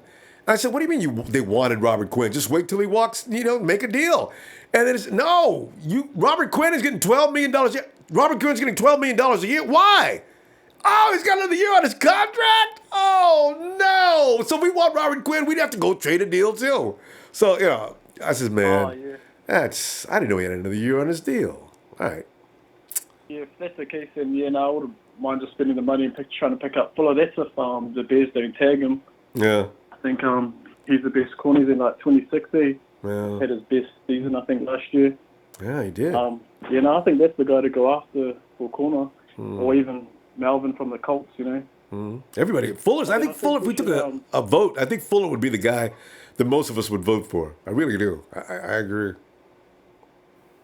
Yeah. Or we could go after Melvin and then still get get another corner, a young one in the draft with our second or third round, because there's quite a few good corners. Yeah. I like that guy out of Colorado. Yeah. The one, Isaiah Oliver. Yeah, Isaiah Oliver. Yeah. He'd be I like him too. And the other guy I was talking about a while ago. I'm sorry, go ahead. Either of those free agents or him, and I'd be happy with that for the corner situation. Yeah, because you got the veteran you need, and you got the kid behind him learning, and you take care of two problems. If anything happens to Fuller or whomever we pick up, you got that kid that's been training and working out, and maybe week 6 or 7 or something like that, when he gets hurt, you bring the rookie in, and he stays, he takes over. So, yeah, it's an ideal situation. Yeah, exactly. Yeah. I think that's like a good way to go. It It is. gives us a bit of depth too. It gives us, an extra corner. Yeah. But I'm pretty much on the same page as Trey. I think we need that linebacker. In the Yeah. draft. No, it really. Number 49. Yes. It's such a. We can't have everybody in the same round, though, Lee. This is going to get. If you wait to the next round, if you get this guy this round, you got to wait till the next round. That guy you're looking for, he's gone. Oh, man. So you got to make a choice. Because Oliver could fall to the second round if we picked up Edmunds in the first. I like going defense on the first picks, to be honest. Yeah. Because if we get Norwell, O-lineman in the draft. even the guy from the Free Bears, agents. if we get him, it addresses that need, from day one. And then we could go in and go defense. And I think all we need really is a running back. Yeah. With the O-line on offense side. I think I'm keen to go defense. Yeah, because I think the running back's going to be the easiest thing we do. I really do. I mean, Yeah. you can pick up a great running back all through you can go to round 4 and I can get a quality back. Yeah, their running back class is stacked this year in the draft. Oh, God, yes. So many. Guys like Ronald Jones, is it? Guys, Oh. Penny. Oh, yeah. Keep going. There's a few more, too, that... I've been looking down the list. There's about 15 that could come in and run... I'm sorry, go ahead. That guy out of Auburn, he's got some real good college stats. I think one of the callers brought him up. the other day. Is it Kerryon Johnson? Yeah, There's so many running Kerryon, yes. See? It goes on and on. It really does. There's a guy that got... Is Kerryon the guy that... I think Kerryon's the guy that got hurt. I was watching one highlight film. Kerryon got hurt and still got up and played a few minutes later. He's one of those guys that you can't kill him. He just keeps coming back out on the field. So I said, and this guy's a fake. I like that. He's not hurt. So, yeah. One thing I wanted to ask you, what do you think, though, like, for instance, if we lose the toss and we go back to 10, and, guys like Nelson, if Tremaine Edmunds and that killer at the draft, and even the Raiders get in front of us if they get the coin toss. You know what, though? The Raiders... If you've got Nelson, they're all off the board, even Josh Jackson, Because You know what? The Bucs need a corner. I'm What do you almost... think about trading back? Well, you know what? The thing is, I'm almost positive. Everybody knows the Raiders, if they get a chance, are going to go for Roquan Smith. That is like hands down the Raiders guy. I mean, the 49ers can allow them to have Roquan, or like Trey was talking about a little while ago, we'd better get Roquan. It's hilarious, Or Tremaine Edmunds, I'm sorry. Tremaine Edmunds. It's a sticky situation. I just don't know, Lee. Yeah, no, like I was looking at a lot of the mock drafts they're saying because, yeah, definitely Nelson. He's the only guy that if he's there, I wouldn't mind, picking up. But I just don't think he'll be there at our pick in the draft. We're a linebacker. Yeah, because we're all going to be sitting there screaming. If you got Nelson, Edmunds, they're both sitting there. Joshua Jackson as well. And let's make it even more stupid. Let's put Saquon Barkley hasn't been picked up yet either. I'm going to be, you know what? I'm going to have to take some medication before the draft. If that scenario comes up, Lee, I don't know if I'll survive that. That's just... well, it can't be worse than last year, Ronbo. No, well, nothing could be worse than last year. I mean, Man Sullivan. I'm a Solomon Thomas fan now. Yeah, Lee, we got to go. I tell you what, if you get some time, I hope you come back tomorrow. Thanks. All right, fam. See you tomorrow, Ronbo. Yeah. All right. There's Lee. Is Emilio driving along? See, I check him out. Emilio looks like a TV show, man. Let me the lights hitting him in the face from his rearview mirror. Emilio!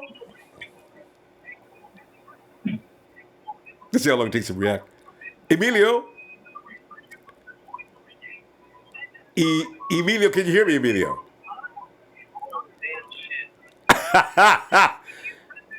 Emilio, this is a family program. If you're having electronic issues, you can't say bad words, though. I'm going to start calling you Marcus Peters Jr. Emilio can't respond at the moment. Listen, Emilio, okay, if you can hear me, we'll be back. Okay. Let's go ahead and go to... his name is Two Piece. It's probably... This is a depressed Niner fan in disguise, is it? What's up? What's up, Ronbo? You Two Piece. I can hear you, man. What's up? I'm back, man. Yeah. It's my second time, bro. Glad to hear it too, man. Well, Two Piece. I love the show. I love what we're talking about tonight. We'll jump on in there. Thing. Yeah. I did a little research. I was looking at how many good corners is out there right now. Yeah. A couple young cats. I want them to pick up one in free agency. And then I want them to get one of these young cats. The dude from Texas is good. He's like 6'3", almost 200. They got another guy at Ohio State. They got the guy at Iowa, and then the other guy at Louisville. Man, if we can pick up one of them young cats, man. Got skills, looking good, I know. Yeah. I tell you. But I don't know, man. That first round, it just depends on who's there. I still don't know what I really want to do. If that lineman is there, but he ain't going to be there. That's what we all say that. We all say it. What if he is? Yep. I got a feeling. I can't call it. I can't call it this year. Man. Can't call it. But you know what, though? I'm so good. We didn't want Peters. He's not the guy, man. He's not the guy for us this year, man. We need team players. We need guys that's going to be on board and listen to the coaches. Man, he's a baller. You talked me into that right away. Fit in the locker room. It wasn't going to work. It wasn't going to work. I like it. You got me convinced. It didn't take much either, huh? I just, because he's gone. So, yeah, this is easy. I love this. Yep. We didn't want him. That was a smoke screen all day. We didn't want him. And Two Piece, can you imagine? Cancer in the locker room. And Two Piece, and during the game, Two Piece, can you imagine? There goes Marquise Goodwin. He's got to step on Peters.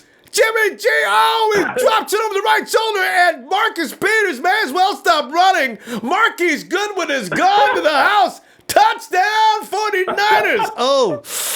Oh my God. That's what I'm talking about. That would just make I'm talking about. So That's we'll what see. I'm talking about. Yes. Yeah. Right. Oh, there's a vision. We'll see. He's a baller, but we don't need him. We didn't need him. Yeah. It's all good. And then we could watch him go to the sideline and get all mad like he does. He overreacts. You gotta let that play go. He's gonna cuss a couple coaches out. He overreacts. He gets too excited. That'd be a great day. He's a baller though. He is, but he can play. We don't need him. Yeah. Oh, we'll see. But there's a few other options, and I like what you just said too. And I think a lot of us probably on that same page. You go ahead and you sign a veteran in free agency. And then you go ahead and draft your kid for the future. That's why I say Vontae Davis is 28, 29, right? So, Vontae knows his time is, he's down to his last couple of seasons. And you got that kid coming along. You groom him. Yeah. So we got options, I think. You're right. Yeah, I like what you said earlier about that. That was perfect. Yep. Yeah. Even though I don't know what's the guy's name from Jacksonville. Isn't it a slot corner that they let go of? Yeah, that's Colvin. That's Colvin. I forget Colvin's first name, but yeah, he's another one.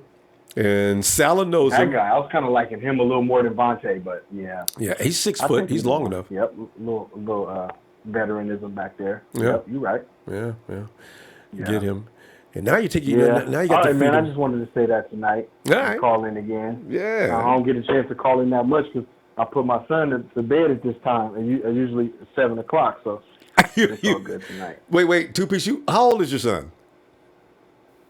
He just turned 4. Oh, okay, that's okay.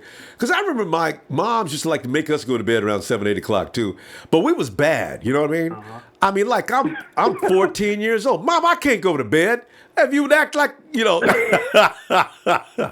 we'd be messing up, you know. Man, so he already know who Ronbo is, so he already started. All right. He already ready. In about 2 more years, he's gonna be all good. He's gonna be calling in himself. All right, I've been looking forward to that. We got a 49er jersey on. All right, two-piece. Already. He got a Kaepernick jersey. All right, check him out. I guess you gotta post that picture up, man. All right, two-piece. Appreciate you calling in, man. I have to do that. All right, man. Look for you tomorrow. One Get some love, time. fam. Thanks for the show, Ronbo. We love you, man. The show is awesome. Thanks, man. Keep doing it, baby. I'll call back. Call All back right. in next week. And be looking for you too. All right, fam. Night, two-piece. Talk to you soon, fam. Yeah. All right. Yeah. All right, and what's are we going to see if Emilio's ready to function? Emilio! Yo. There he is. Yo, Emilio! Oh, that was a long. What's happening? Yeah, we're sitting up here contemplating what do the Rams do, and the Rams think they got a leg up on us. So we jumping on that right now. See what the options are, how we go overdo the Rams, because if Marcus Peters comes in and he's a difference maker between the Rams and the 49ers, most of us going to be as mad as hell. And Emilio, I know you. You going to say, well, they made the mistake of not getting Marcus Peters in the first place. Should have never done that. Because I know Emilio, man. And Emilio say, I told y'all we should have gotten Marcus Peters. Go ahead, Emilio. I'm setting you up because I know you, man. No,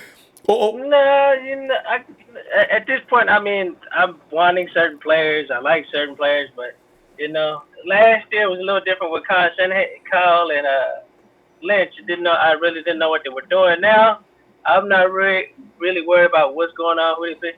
Now it looks like they know what they're doing. So me saying, well, I won't, just let them handle it. Let them do their business. They got us a quarterback. They got us a few players. Now they just need to fill out the rest of the roster. We know we need a corner. They know we need a pass rusher. They know we need a receiver, and they know we need to fix that line. So at this point, let those two guys do what they've been doing and get us to a Super Bowl. Like I said, I know what we need. I know what I like, but at this point, it's up to them two to keep doing what they've been doing. So there you go. Doesn't matter what I say. So no. At this point, I'm not as worried or pissed off or irritated like I've been the last couple of years. Now I know we have a coach and I know we have a GM this time around. So this time it's all them. I ain't got really too much to say. I just want to see it happen at this point. All right. Oh, you guys are witnessing a historic moment. Emilio is positive. I mean, all positives. This is an amazing thing. I love it. Emilio, I've not seen this from you since we talked one-on-one. Shoot, was that almost 2 years? Yeah, well, it is a little different. Like I say, a year ago I was still a little skeptical. Now it's just like I say, these two guys know what they're doing. You can just flat out say, you know what they're doing. Yeah. Like I said, they got us our quarterback. They got us a few players. Now, like I said, they need to fill out the rest of the roster. Get us a pass rusher. Get us a corner. Get us a running back. Fix that line. And we should be heading to the Super Bowl real soon. There you go. Look at it, boy. I'm loving it. But you're right. There's nothing to argue. You're right. You're absolutely right on all counts. So, like I said, you know how the mother years I was talking shit. No, this team is crap. It's still an average team. Like I said, they just pick up what we need, and we should be a whole lot better. We should be a whole lot better than we were last year. Yeah. I still say at this point, we're a 9-17. But depending on what we do, we could maybe hit the playoffs. But Like I say. It's fair. That's fair. You know what? Because the fact is, the 5-game run we had, it was a lot of enthusiasm and a lot of emotion. Now, they needed to bring that same enthusiasm and emotion with all the players that weren't even in the game, because what the 49ers did was basically a miracle. Winning up 5 games in a row. That too, and then it wasn't really expected of us. They just thought we were a trash-ass, sorry team, and they weren't expecting Garoppolo to play as good as he did. So. But now that I see that they know what we have in a quarterback, they'll really pay attention and study and game plan around Garoppolo. So, like I said, games might be a lot harder time around. I'm glad you brought that up, though. Go ahead. So, okay. Here's the thing. How long has Rodgers? How long has Brady? How long has Roethlisberger? Certain quarterbacks, you can game plan all you want to. What you do is, in those kind of situations, is you try to do like Belichick. You take away a team's biggest weapon and hope that does it, because you already know you ain't going to stop the quarterback. See, that's the thing that we can look forward to in the future. They could. No, I mean that is a good thing. You realize with all them other, all the like Tom Brady and Rodgers and whatnot, you always realize, you can game plan against them, but at the end, at that point, it's up to the quarterback to make the right decision. So there you go. With this, what we see in Garoppolo, he knows how to make smart decisions. He's not making stupid plays. So some of the interceptions he did get was because off of deflections. There was only really one interception he threw, but everything else was off of deflected passes. So or bad route. Like I said, like I said, you could tell he's our future. He's going to be there for 5 years, as far as we know. 5 years, so. It's a franchise quarterback. And remember also, Kyle Shanahan is calling the shots behind him. That already makes it tough right there. If you know what you're doing, and you got Kyle Shanahan out there seeing where the weak link is, he just whispers into Jimmy's helmet. You got a fish on the right side. Take him out. Trent Taylor, there he goes again. That's the way that works. So, I'm looking forward to next season for so many reasons. Like I said, I'm ready. I'm just, at this point right now, I'm just waiting for free agency, and then from there, see what we're going to do in the draft. Like I said, I like a few players here and there, but I've told you what players I actually want, like with certain linemen and whatnot, but it's just, at this point, like I said, let Kyle and Shanahan do their job like they've been doing. Yeah. And like I said, I'm just ready for this Super Bowl to come sooner than later than what I was expecting. That's it. Tell you. Yeah, I know. I wish I'd have made a bet with you 2 years ago. Because last year, I think it was last year, you had Ahmad Brooks sitting in the locker room talking about that team going to the Super Bowl within the next 2 years. Now, Ahmad, I don't know who he talks to, Nostradamus or what, but we looked like absolute ass at that point, and nobody knew about Kyle Shanahan coming, and nobody sure knew about Jimmy G coming. So I don't know what Ahmad did to come up with that prediction, but he's right. The 49ers are in the NFC Championship within the next 2 years. Guaranteed. No, I see it within the next 2 years. Like I said, like this coming up season, I just maybe in the playoffs, with some help we get in there, but it all really depends at the point of the season. And then you got to really see what we do in the first half of the season and the next half of the season. So it all depends. The first 8 games and then the last 8 games. See what we do. There you go. So like I said, and also that's why I said at this point I'm standing at 9-7, just because teams will try to prepare for Garoppolo and try to look at what to do and try to stop him from making us win games. But like I said, at this point I'm standing at 9-7. And you'll feel better too. Look at the schedule. Who we're playing against. And I've seen the schedule. It's a pretty fair, easy schedule. Yeah, that's what I'm saying. But like I said, it just check out sometimes even though you have easy games, doesn't really mean there's an easy game in the NFL, because one day you can have the sorriest team in the NFL. I know what you're saying, but listen, take it a step further. Making it hard for us to win the game. Take it a step further.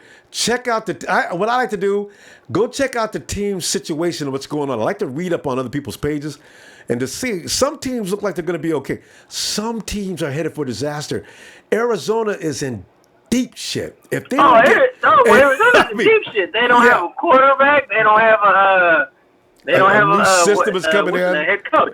What's the name retire? Didn't that coach retire? True. And look at the Hawks. All right, look at all the teams, and just when you get a chance, read about what's going on. We have 5 potential games that are going to be tough. That's all I see. I got to go. I'm going to talk to you tomorrow, though. All right, if you get a chance. All right, man. All right, Emilio. All right. For sure. Anyway, let's go to. Oh, by the way, I want to say hello. I got to give a shout out to Daniel Serrano's wife is not happy with me, and she really does not appreciate Daniel hanging out on the phone. Rhodes Mathis's wife is also, she's pretty much had enough of Ronbo, and Dolomite says his lady is making all that. Who is that making all that damn noise? And of course, Dolomite can only say one word.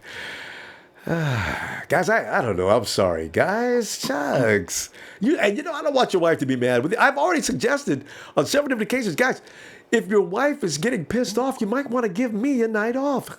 Oh, if we carry on this bromance too hard, somebody's going to lose a wife. I don't want that. Then you come to my house, hey, Ronbo, man, I ain't got no place to stay, man. You pretty much ended my can I hang out, man? I'd like to avoid this. So, because I feel responsible. Hey, Anthony. Yo, Ronbo. Yo, Anthony, what's up, man? Hey, man. Hey, to piggyback off what you said about that wife, man. Hey, my wife don't. She don't never say nothing when I'm about to. She know what time it is when I'm about to get on the show, but she just don't. She always get annoyed when I walk through the house. Boy, that gets me into trouble too. Oh God, it just, you gotta let it out. It's like when you go to church, especially the black folks' church. People be losing their mind in the church. The Spirit just gets in them. The Holy Ghost just, now I'm waiting for one of them to break out. That's going to do it. I'm going to hey, Lord have mercy. I'm feeling that Spirit right now. People do, emotions attached to different things. We like the 49ers. Man, hey, at first, man, I used to just laugh when you said it. I used to just be like, I just enjoy hearing you say it, but then, those last 5 games of the season, I started yelling out myself. Because that was a shock. But man, just like that last caller said, man, like when you building a team, it was understood last season that we doing a makeover, so you can't just do a complete makeover in 1 year. Yeah. So you acquire some people, and then you see what you got this year, then you know how you need to address and approach it next year. So this year, last year we seen what we got. We got Trent Taylor. We seen we got Bourne. See we got Breida.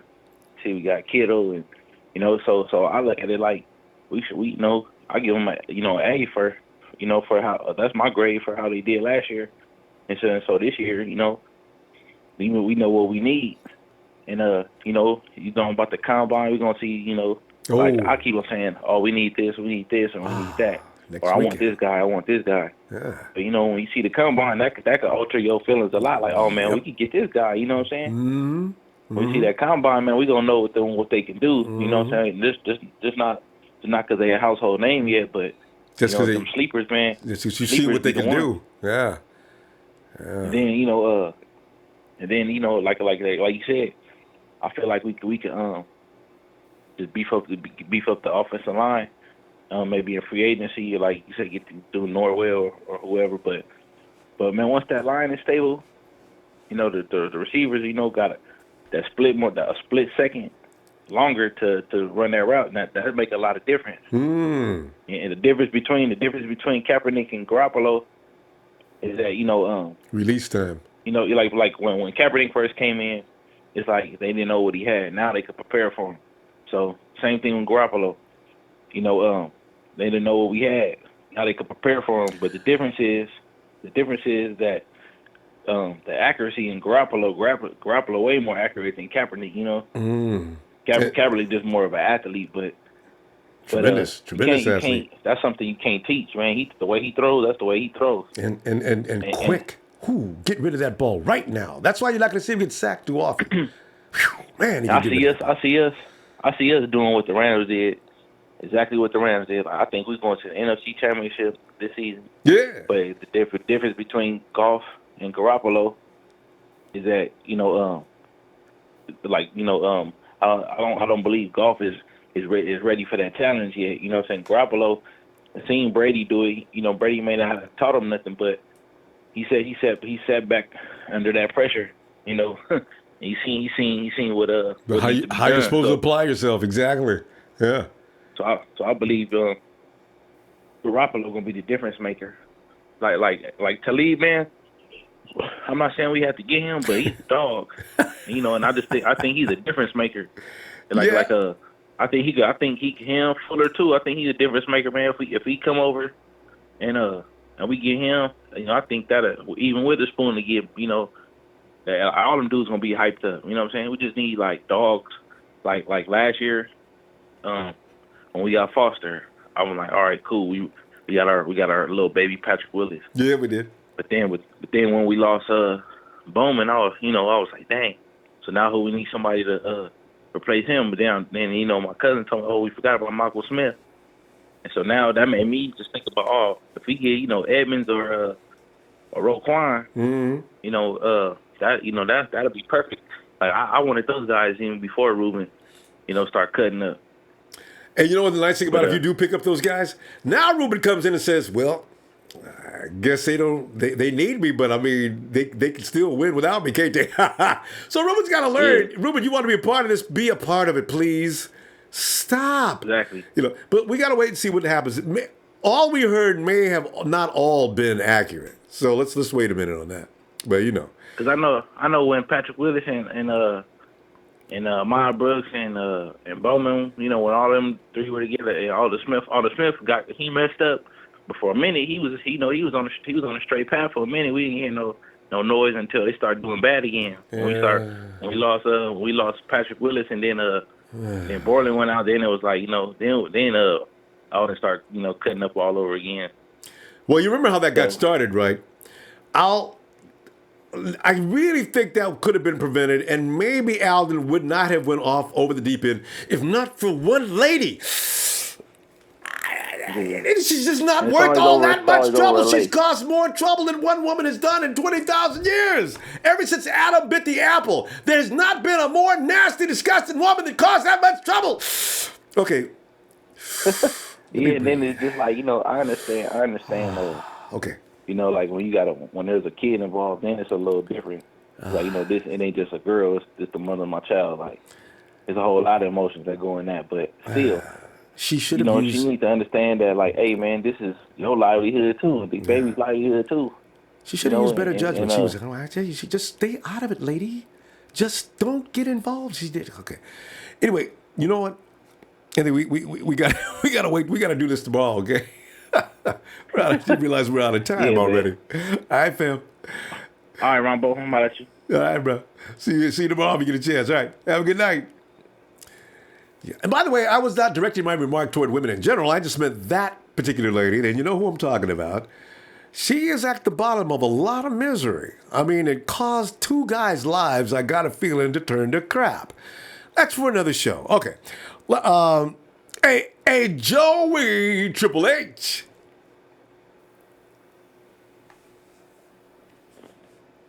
Joey always he has coming dramatically. Sup, Joey? Mahoney. Man, with the Nana plan. Yeah. How you doing, buddy? Doing all right, you know, because I'm getting over the Marcus Peters effect. I'm just thinking that, you know, they was going to have, even Trumaine Johnson was going to be pretty good. So, you know, ain't no point in getting overreacted over Marcus Peters. And we may have an antidote for that anyway. So we'll see. I told you he was Terrell Owens.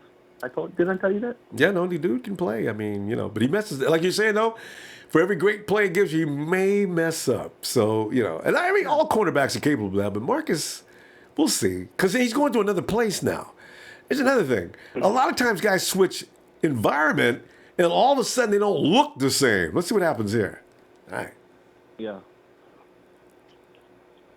Okay. So what do you think of that about right? Robert Quinn's not a free agent? Yeah, he's not a free agent. I thought that he was, but he's not. Yeah, if you want him, you gotta make a trade. I heard rumors that they might release him, but now see that's the thing. To release him for him to be a free agent. If they release him, we still got to give compensation. I think we got to go. What is a third or fourth round pick? Why would we have to give him compensation if they release him, though? Isn't that the way it works, though? If they release him, they release him.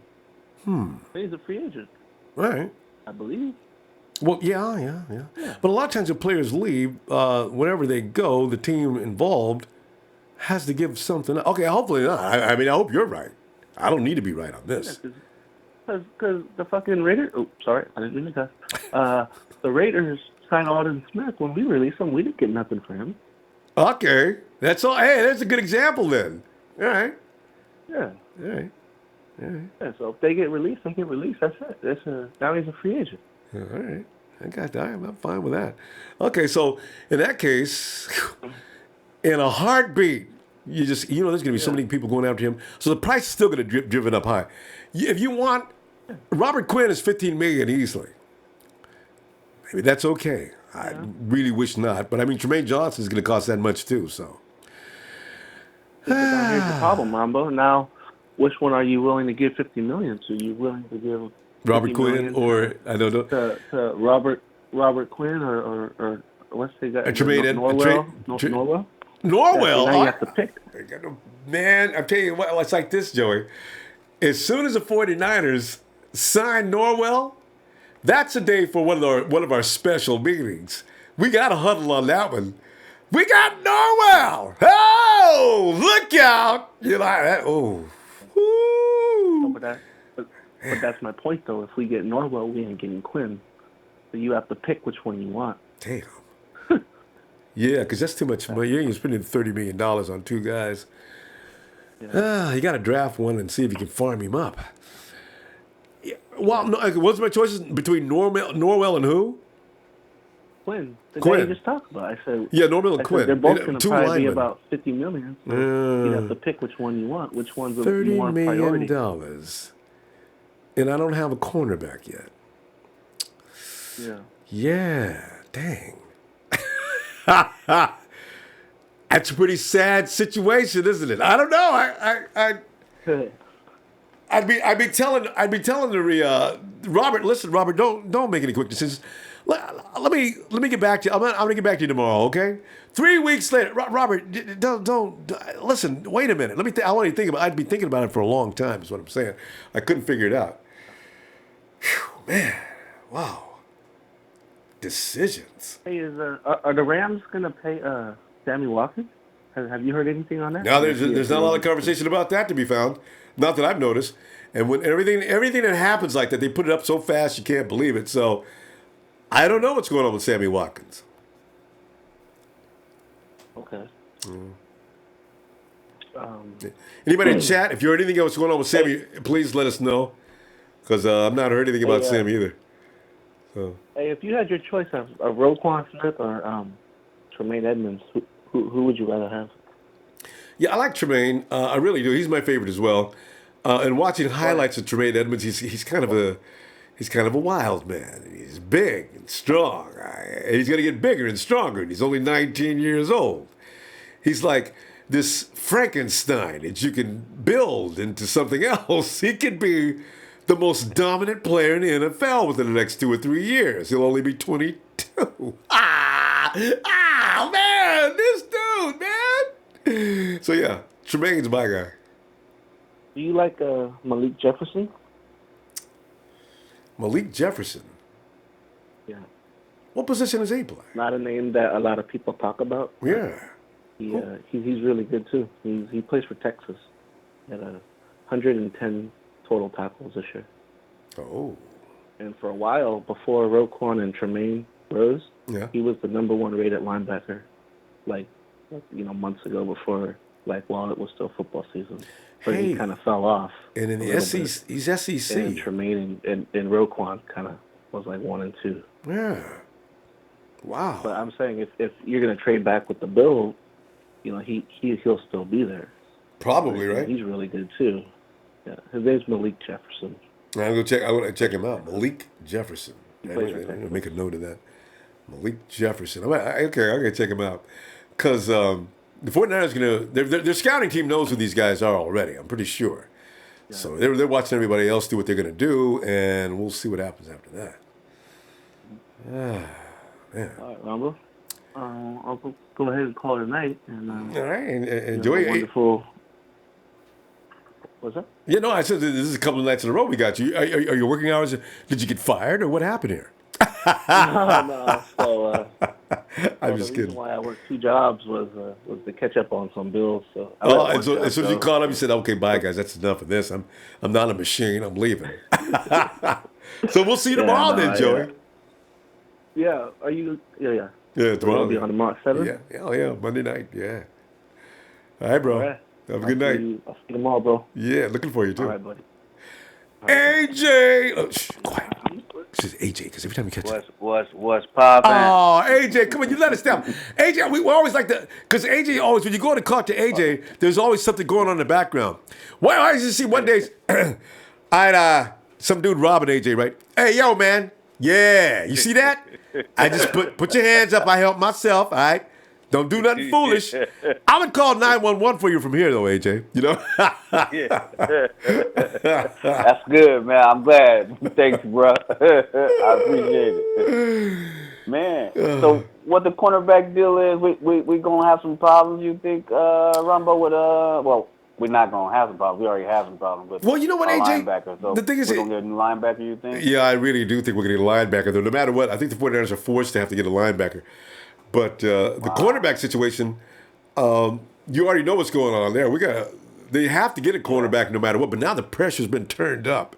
You know, that's why I said the Rams. Look at the Rams, man. Rams came in there and threw a little lighter fluid on the briquettes. Y'all went and got Marcus Peters. What? Okay. I guess we got to do something now, huh? So that's what I'm saying. We got to get cornerback is definitely a thing we got to work on because Marcus is badass, but I don't know. He can't stop Jimmy G. So I'm looking forward to what's gonna happen next. We had him first, didn't we? And we got rid of him for some odd reason. Who? Marcus Peters? You're right. No. That's the thing, AJ. Marcus Peters. The 49ers wasn't fooling with no Marcus Peters. They made people. The media said the 49ers was involved. I think they had somebody else. The 49ers, Rams, and another team. Was it Cleveland? It's always Cleveland, it seems. But the 49ers leaned back the day later. We weren't interested in offering nothing, no compensation. So it's funny. I said, look at the 49ers jumping cool. What kind of plan you guys got? That's why I'm looking at the 49ers like, man, y'all have gotten cool. So that's why I wonder, what are they going to do? I'm looking forward to it, man. March 14th is when the draft, correct? Yeah. 12th to 14th. 14th. Yeah, the signing is on 14th. You can talk from the 12th, though. Oh, okay. Yeah, they're going to So, hit I mean, I seen the GM Cool Whip today. I think it was, earlier. Yeah, that was him. Yeah. I didn't get a chance to see because I was actually working today, but I didn't get a chance to see. I caught some of it, but I didn't see his list. Will I be able to see it on your? Oh yeah. We post. Yeah, that's why we put that up there just in case. Yeah, you could see that his list. I got that posted up. Rewind. Big letters. No, right here on YouTube for Cool Whip. Okay. Yeah. Okay. All right. Yeah, man. Well, I just wanted to check up on the sources of what you think was going to be our next move, our best move, and our GM does he have that cool mentality like Joe Montana? They used to call him Joe Cool. You think he has that in the locker room as a GM? He got everybody feeling like we the best team on the West, NFC West. I think they do respect John Lynch like that. Because AJ, he was a player, a Hall of Famer at that, right? A potential Hall of Famer. Football, so he's probably gonna have a good rapport with the guys in the locker room for sure.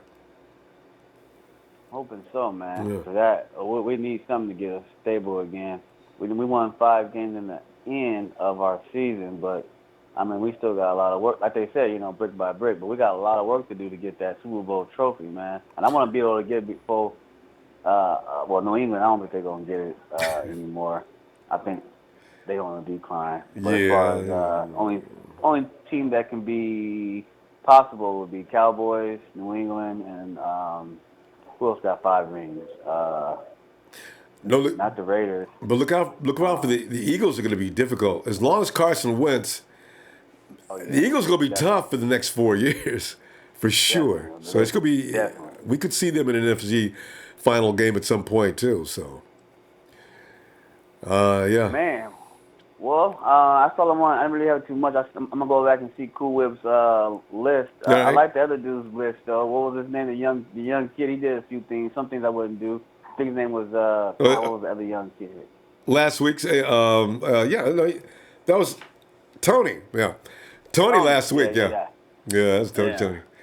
And Tony's very confident in what he does. Yeah, so all right. All right, man. Well, keep up the good work, man. It's about that, March, April, and all that June stuff. So we'll be soon enough. We watching some football again, man. Yeah, preseason will be here before you know it. As soon as you see those flowers outside, AJ, you know it's getting close to time again. All right, Yes, all right, sir. AJ. Yes, sir. Look for you tomorrow, fam. Have a good night, huh? Yes, sir. Yeah. You too. All right. Yeah. Oh, Ronbo. Yo. How do you listen to audio sometimes without? Because I think when I go into the app, it makes you do a code just to do the audio. Can you do audio without having to do a code to just listen in?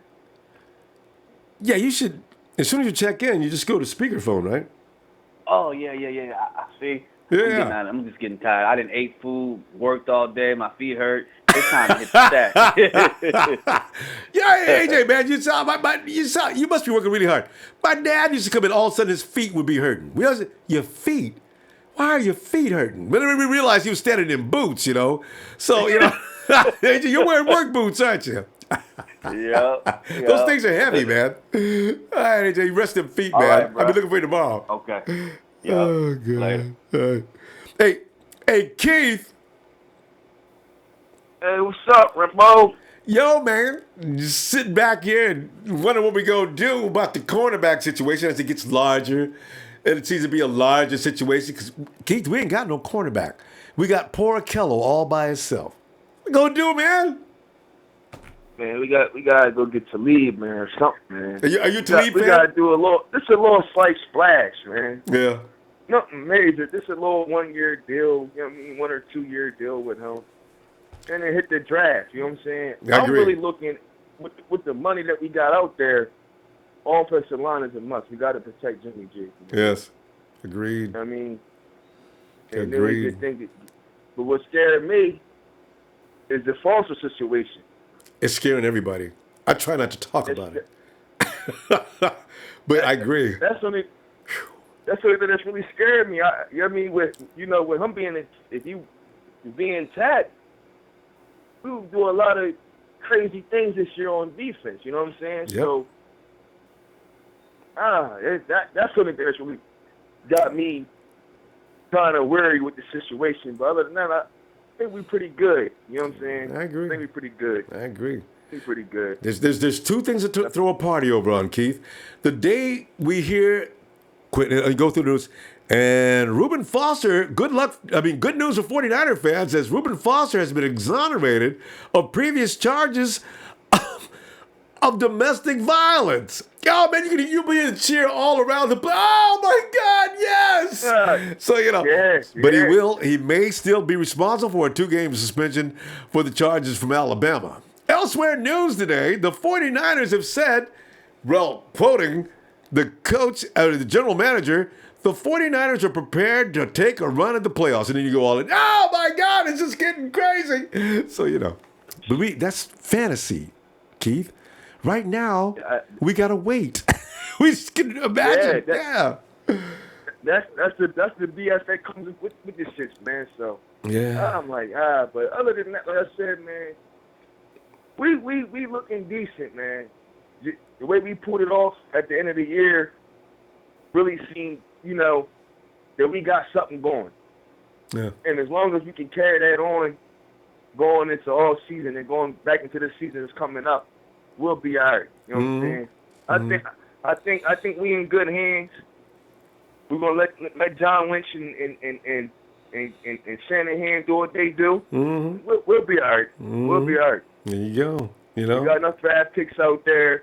We got enough money out there. So more than everybody else. Just pump your brakes. We'll be okay. We'll be okay. And see, that's key. And you make a good point, because this is why when people come up with these small records, 8-8 and 9 and 7, say, what people don't realize, we just took our second and third string team and rookies to a 5-in-a-row win. Now, what happens when the first string all back arrives? What happens when they all understand Kyle Shanahan's playbook? What happens when they pick up several more free agents and draft players? What happens after that? I'll tell you what happens right after that. Total domination. There'll be nothing that can stop one of the most greatest offensive minds in football from carving up any defense in the NFL like butter. Straight like that. From the door. From the door. Mm-hmm. From the door, man. Mm-hmm. And I'll let you know something, too, when we get off or whatever. Mm-hmm. You know that these guys out here had me get my hair cut off. I lost it back to my uncle. So I had to put the eagle symbol in my back of my head. So y'all see it online, just know that it wasn't my fault. I had to amend my back, y'all. But Keith, what is your tri-state area? Keith, I gotta see it, man. But what is are you on Instagram and Twitter? Man, they had me on everything. Facebook, Instagram. I was like, oh my God. I heard something. So, wait, did we talk about this a while back? I hear. Go ahead. You told me to leave the situation alone. You told me that. You definitely told me that.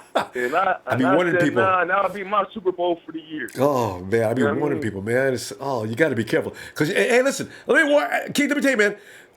Niner fam, don't be going into no thing where if we lose this game, I'll put Eagles, I'll put Hawks, I'll have a tattoo. I'll put it on my damn face, all right? We ain't gonna hey, you gotta know when to quit, okay? Don't go too far, y'all. I'm telling you.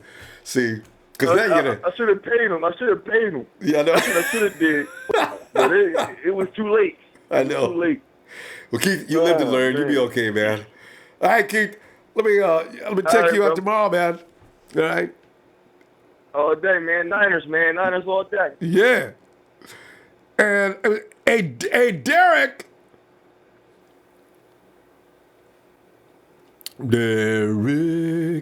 Oh, Derek.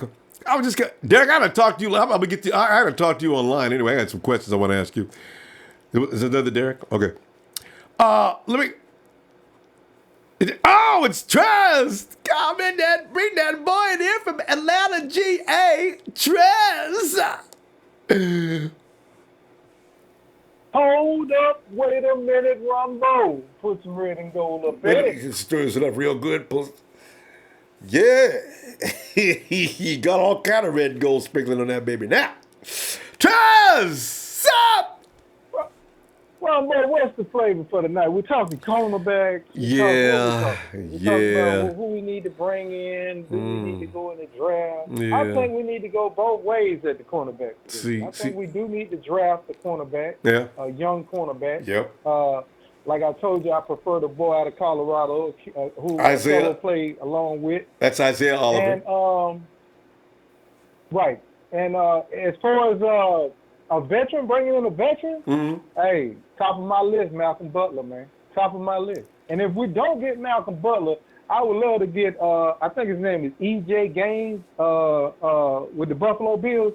Oh, yeah. He is 26 years of age. And he's got young cat, man. in the right size. Only drawback to him, though, is his durability. I mean, he's been having a few issues, like injuries-wise. But it ain't like he's been out a whole season, just miss a few games here, miss a few games there, But those are my two top veterans. I'm not on the Trumaine Johnson train.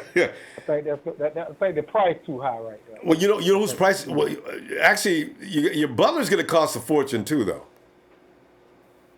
I don't think so, though, Rumble. I really don't. With Belichick shutting him down like he did, and he kind of had an off season. Yeah. I mean, he's only riding on what happened in that previous Super Bowl. I mean, think about it.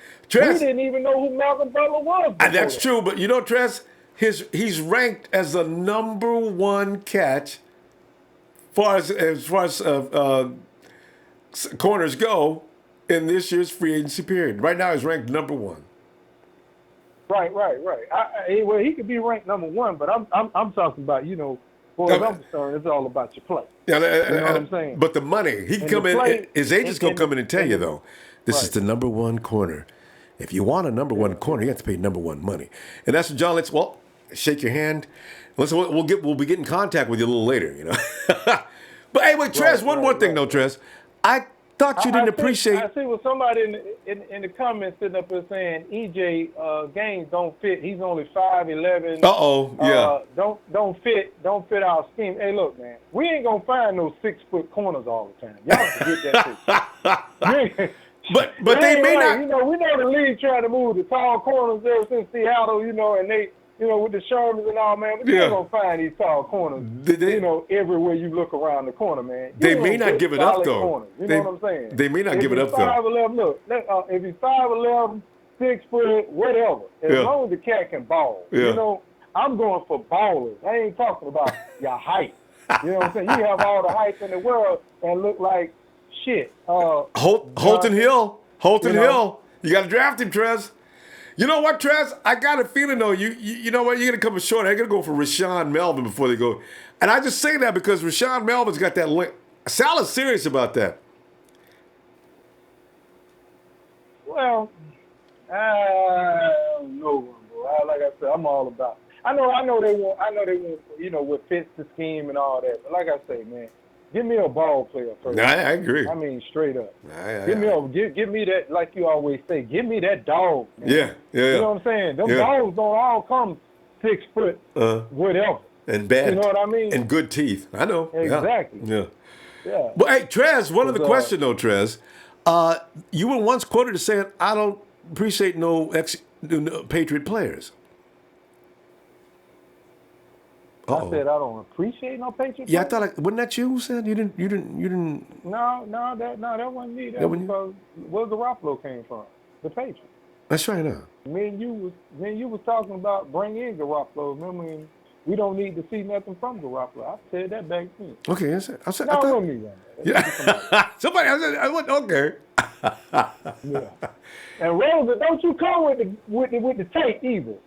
Hey, I got yours right here saying. I thought about Go Hard too. Why Go Hard's gonna play the tape for us later? Go Hard. Who did that? Go Hard. Oh, Razor. I thought it was Razor. It was Go Hard. Razor doesn't tape people. Razor takes notes. Razor's like that police officer that comes up and asks you questions. You got that little piece of paper, or you got that little tablet and pencil out all the time. But yeah. But I mean, me, man. Hey, top of my list. I love Malcolm Butler, man. I think the guy's a solid guy. Yeah. I think he will fit in very well with the scheme. I think EJ Gaines will fit in very well with the scheme. Like I say, we just not gonna find 6 foot corners saying this is what the scheme requires for it. No, it requires for a ball. Yeah. You know what I'm saying? Straight up. Yeah. Straight up. How many guys we know have played at 5'10", 5'11", and played 6 foot and above ball. Yeah, some of the best cornerbacks out there are less than 6 foot. Yeah, throughout the year. Yeah, come on. Yeah, no. This is just the thing that they came up with after Pete Carroll started that. Trez, are all the guys that have played for the Hawks over 6 foot tall, other than Richard Sherman? Yeah, they've been 6 foot. They've been 6 foot, either 6 foot or plus. Yeah, they have. And it seems like everybody want to model their cornerbacks after that. You know. I ain't gonna sit here and say, you know. I mean, I look at the Atlanta Falcons. You know, Quinn went over there. Do you see Quinn changing his defense to have 6 foot corners? No. I did notice that. Quinn wants fast players to get to the ball. He's playing a hybrid style defense, just like they did in Seattle. But he's going for the faster, quicker guys. You know what I'm saying? Who can get to the ball, who can put pressure on the quarterback, who can make plays. Yeah. He ain't moving to I gotta have a tall cornerback. No. You know what? I think Trez, I think you should actually call up Santa Clara and ask to speak to Robert Saleh. Look, I want to be able to tap in on this conversation, though. So you want to tap in? Yeah. Y'all would hear me laughing, though, so I'd have to put mine on mute. It ain't a status quo fit here. You know, like, you got to be 6 foot or taller. You know, come on, man. Prince Akamura. That kid right there, Prince Akamura, for example. You know, we were supposed to draft him back in the draft a long time ago. Remember, they had us picking Prince Akamura. Prince Akamura is not 6 foot tall. Look what he turned out to be—a Pro Bowl talented cornerback. Yeah. You know what I'm saying? Yeah, I agree. mean, so, you know, I mean, no, you ain't necessarily got to have no tall ass cornerback, man. Yeah, like, I mean, I understand that's the new age and everybody's moving that way. Just give me a dog, man. Give me somebody gonna hunt that ball, man, when it's in the air. Yeah. I will say they may have to, and you know, they may end up having to. They have to come down off of it if there's nobody out there available. What I like is the mock drafters said they're gonna pick up Denzel Ward. How tall is Denzel Ward? Yeah. Able 5'9". You know, I say 5'9", right? And that's where they got us picking by the mock drafts. You're right. You're 100% right. So yeah. And so some have us picking up old boy out of Georgia, but linebacker, but I don't know. Roquan? I'm still out. You know, if you go through 10. I ain't started my train yet. Yeah. I'm going to tell you who my train going to be. I ain't started it yet. But hey, Trez, but if you notice, you don't see, Quentin Nelson was supposedly to fall to the 49ers about 3 weeks ago. I don't see that happening. I keep looking for mock drafts that say Quentin Nelson. I don't see any that says Quentin Nelson now. But they do have us with Tremaine Edmunds. They do have us with possibly Roquan and Tremaine Edmunds. And, of course, Denzel's still there for some reason as well. So, you know, but one of them go end up with the 49ers.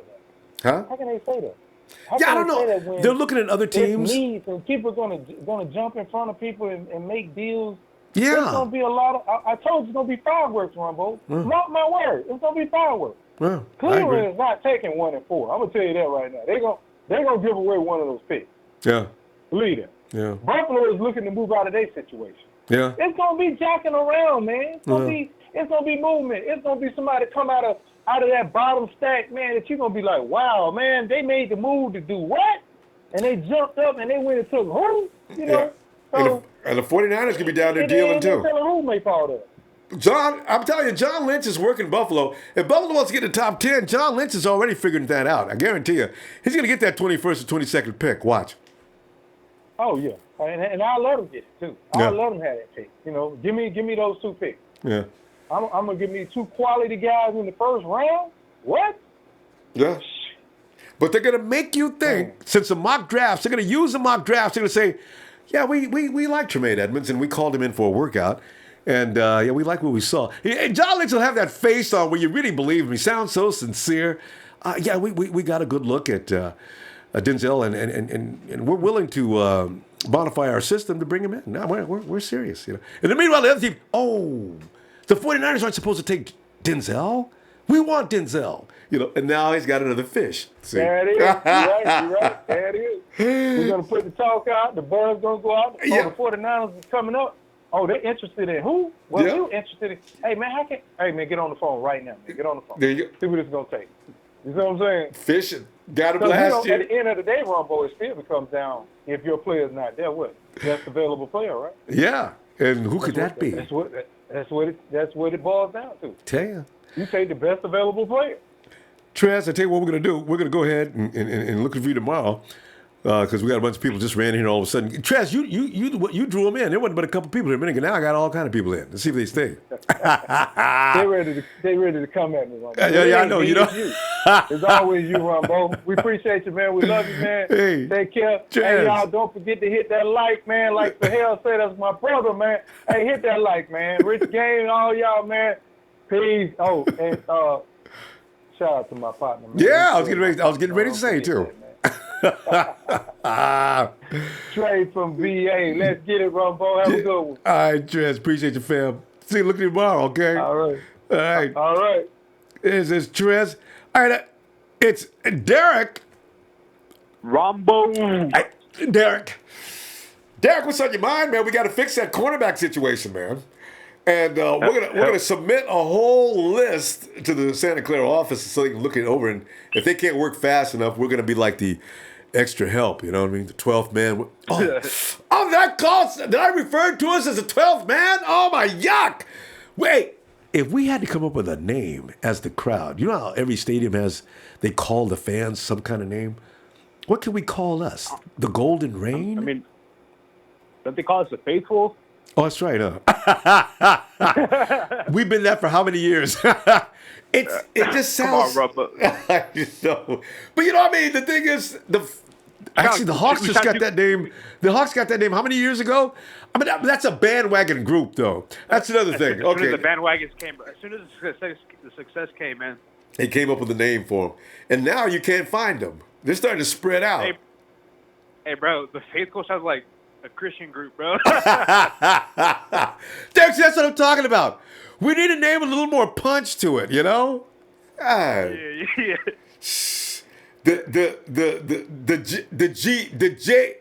JGs. Everybody did name us after Jimmy Garoppolo. The JGs was jumping tonight, man. Garoppolo was feeling that injury, and that dude threw for 600 yards tonight. And he says on the mic, "Yeah, you know, I got a little pumped up tonight. The fans really gave me a lot of support, and I don't know what to tell you, but I had a good time." 49ers win 70 points to 31 because they quit playing in the fourth quarter. Yeah! Boy, I love to fantasize on these things. But hey, Derek, what's on your mind, man? Because we got a cornerback situation, we got to fix it.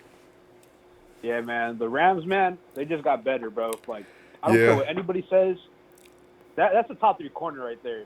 Yep. 49er fans can't act like they wouldn't be at least kind of psyched that they got Marcus Peters. But guess what? We still got Kyle Shanahan. We still got Jimmy G. We're still coming for the ass back in 2018. Damn That's right. even right, man. I wasn't trying to. Even trying to. Damn right. You know what I'm saying? It's going to take more than one Marcus Peters. He could be a problem, but we'll figure it out. And we remember, like you said, we got Kyle Shanahan. Kyle will look at Marcus, piece of cake, y'all. I've dealt with worse. And he has, you know, so we'll work it out. Hey, man, you can't lie, though. That defense with Aaron Donald, Wade Phillips, and Marcus Peters, it looks kind of nice, though, right? Yeah. If I get Norwell, oh, excuse my language. Yeah, but we get Norwell, I'm not worried about Aaron Donald. Yeah. Oh yeah, hell yeah. So that's the top 3 guard in the league. There you go. I wish we get him. And Jimmy G in that release. That's the only guy in free agents that I really want, man. Free agency. Yeah. So, you know, we got the money to go find one of these guys. So I ain't worried about Aaron Donald, Marcus. I just ain't worried about him, man. Jared, all his guys, Gurley. They're going down, Derek. They're going down. And it's going to be a rough ride, too. Yeah. Yeah. I want to say that yet. They still got at least another year to be good, man. I think they're still going to be good this upcoming year.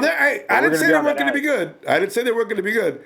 But we are definitely going to be good as well. So that's why I'm saying, let's see what good versus good. And remember, we battled that team last year, and we lost to a fluke play. We should have won that game. That should have never been a penalty on, who was it, Pierre Garçon? No, it was on Trent Taylor, the invisible. Trent Taylor? Oh, yeah. The invisible PI. That's stupid as hell. Everybody knew it was a bullshit call, too. Derek, do this. Try to find that replay. I finally found it, but you can't barely see anything. The NFL is embarrassed about that, and they don't want people reviewing that damn play. They know good and well Trent did not push off. Damn it! Lost the game behind that crap. Because you know, corners, man. I'm not really that excited that much for any of these guys that are free agents. Like, you saw how like Pierre Garçon burnt Trumaine Johnson. You saw how Julio Jones burnt Trumaine Johnson. Malcolm Butler. I don't think he's gonna be that good if we get him either. And I don't know, man, but I think they're still gonna look up though. Anybody's better than Dante.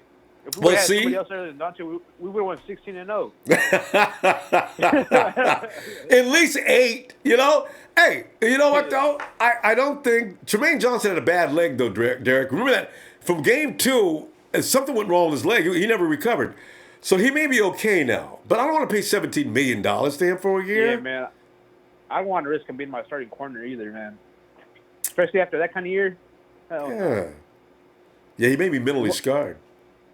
Hey, man, do you love any draft prospects yet? Like, I haven't yet. Yeah, I love some prospects, but I don't see them falling to us. Like, I love Saquon. I love Quentin. I love Bradley Chubb, but I don't see them falling to us. Like, and you're right. I'm still like, They're not going to. There's some guys. You know what? Though we have this kind of scouting crew. You don't worry about who they draft though, because that's going to be a good player. What I want is if we're going to go for the cornerback though, I need a veteran cornerback to start though. And if the kid can beat him out this year, that's fine. But make that kid good enough so he can finally get it done by the end of the season. You start looking at that kid as, okay, we got a starter for next year. Cornerbacks come into the league, they usually are a little slow because now you got these Pro Bowl, really high-end offensive, wide receivers are really tough for a kid coming out of school. I don't care how good he was. Now he's seeing something he's never seen before. So it takes him a minute to adjust. So that's the problem there.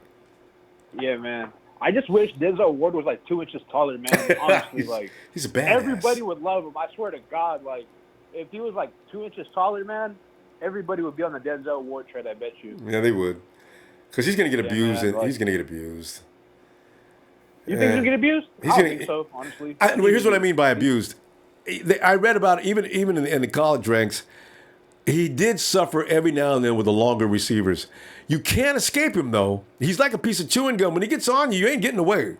But when he gets there and now the ball comes up, sometimes the big receiver can abuse him.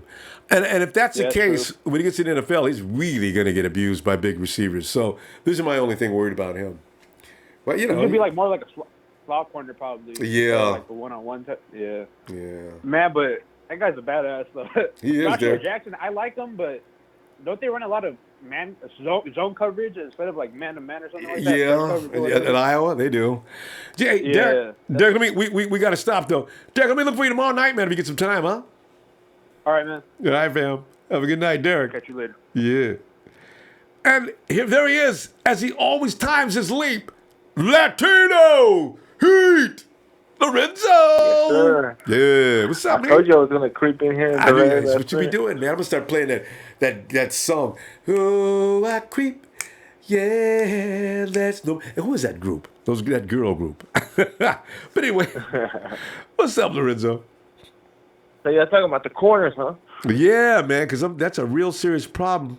We were trying to ignore the Reuben Foster problem because actually we have more than one problem. And the Reuben Foster problem is going to become more serious in April if the judge says, Reuben, if I ever hear you putting your hands on a woman again, I'll put you in jail for the rest of your natural life.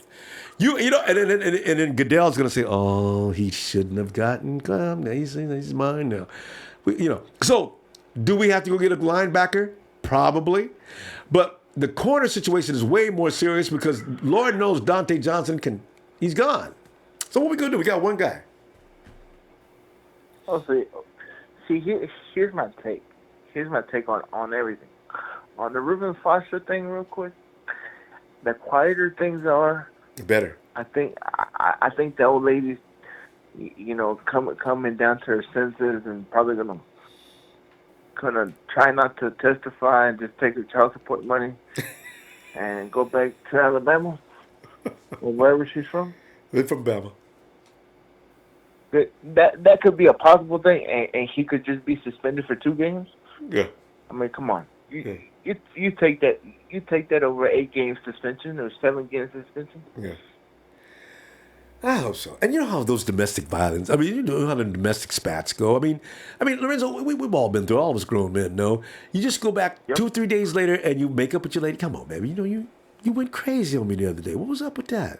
Now look what kind of problems you got. And of course, she says, well, you made me mad, You know how you do. And then pretty soon, before you know it, you call a man and tell him now it's okay? Maybe, that's the way that's going to go. That's the way it's going to work. I know. That's all right there. Yeah. And the corner situation, somehow I think there's a big splash on the first day. If it's either going to be a trade or they're going to find somebody that nobody expects. You know what I mean? Okay. I hope so. That's my take. Because the quieter everything's at Santa Clara and nobody's talking and they're trying to negotiate that first round pick. Mm-hmm. That says that what John Lynch said on the Jimmy Garoppolo press conference. It's 75 degrees. We got Jimmy Garoppolo. come to Santa Clara. Mm. That tells you everything right there. Mm-hmm.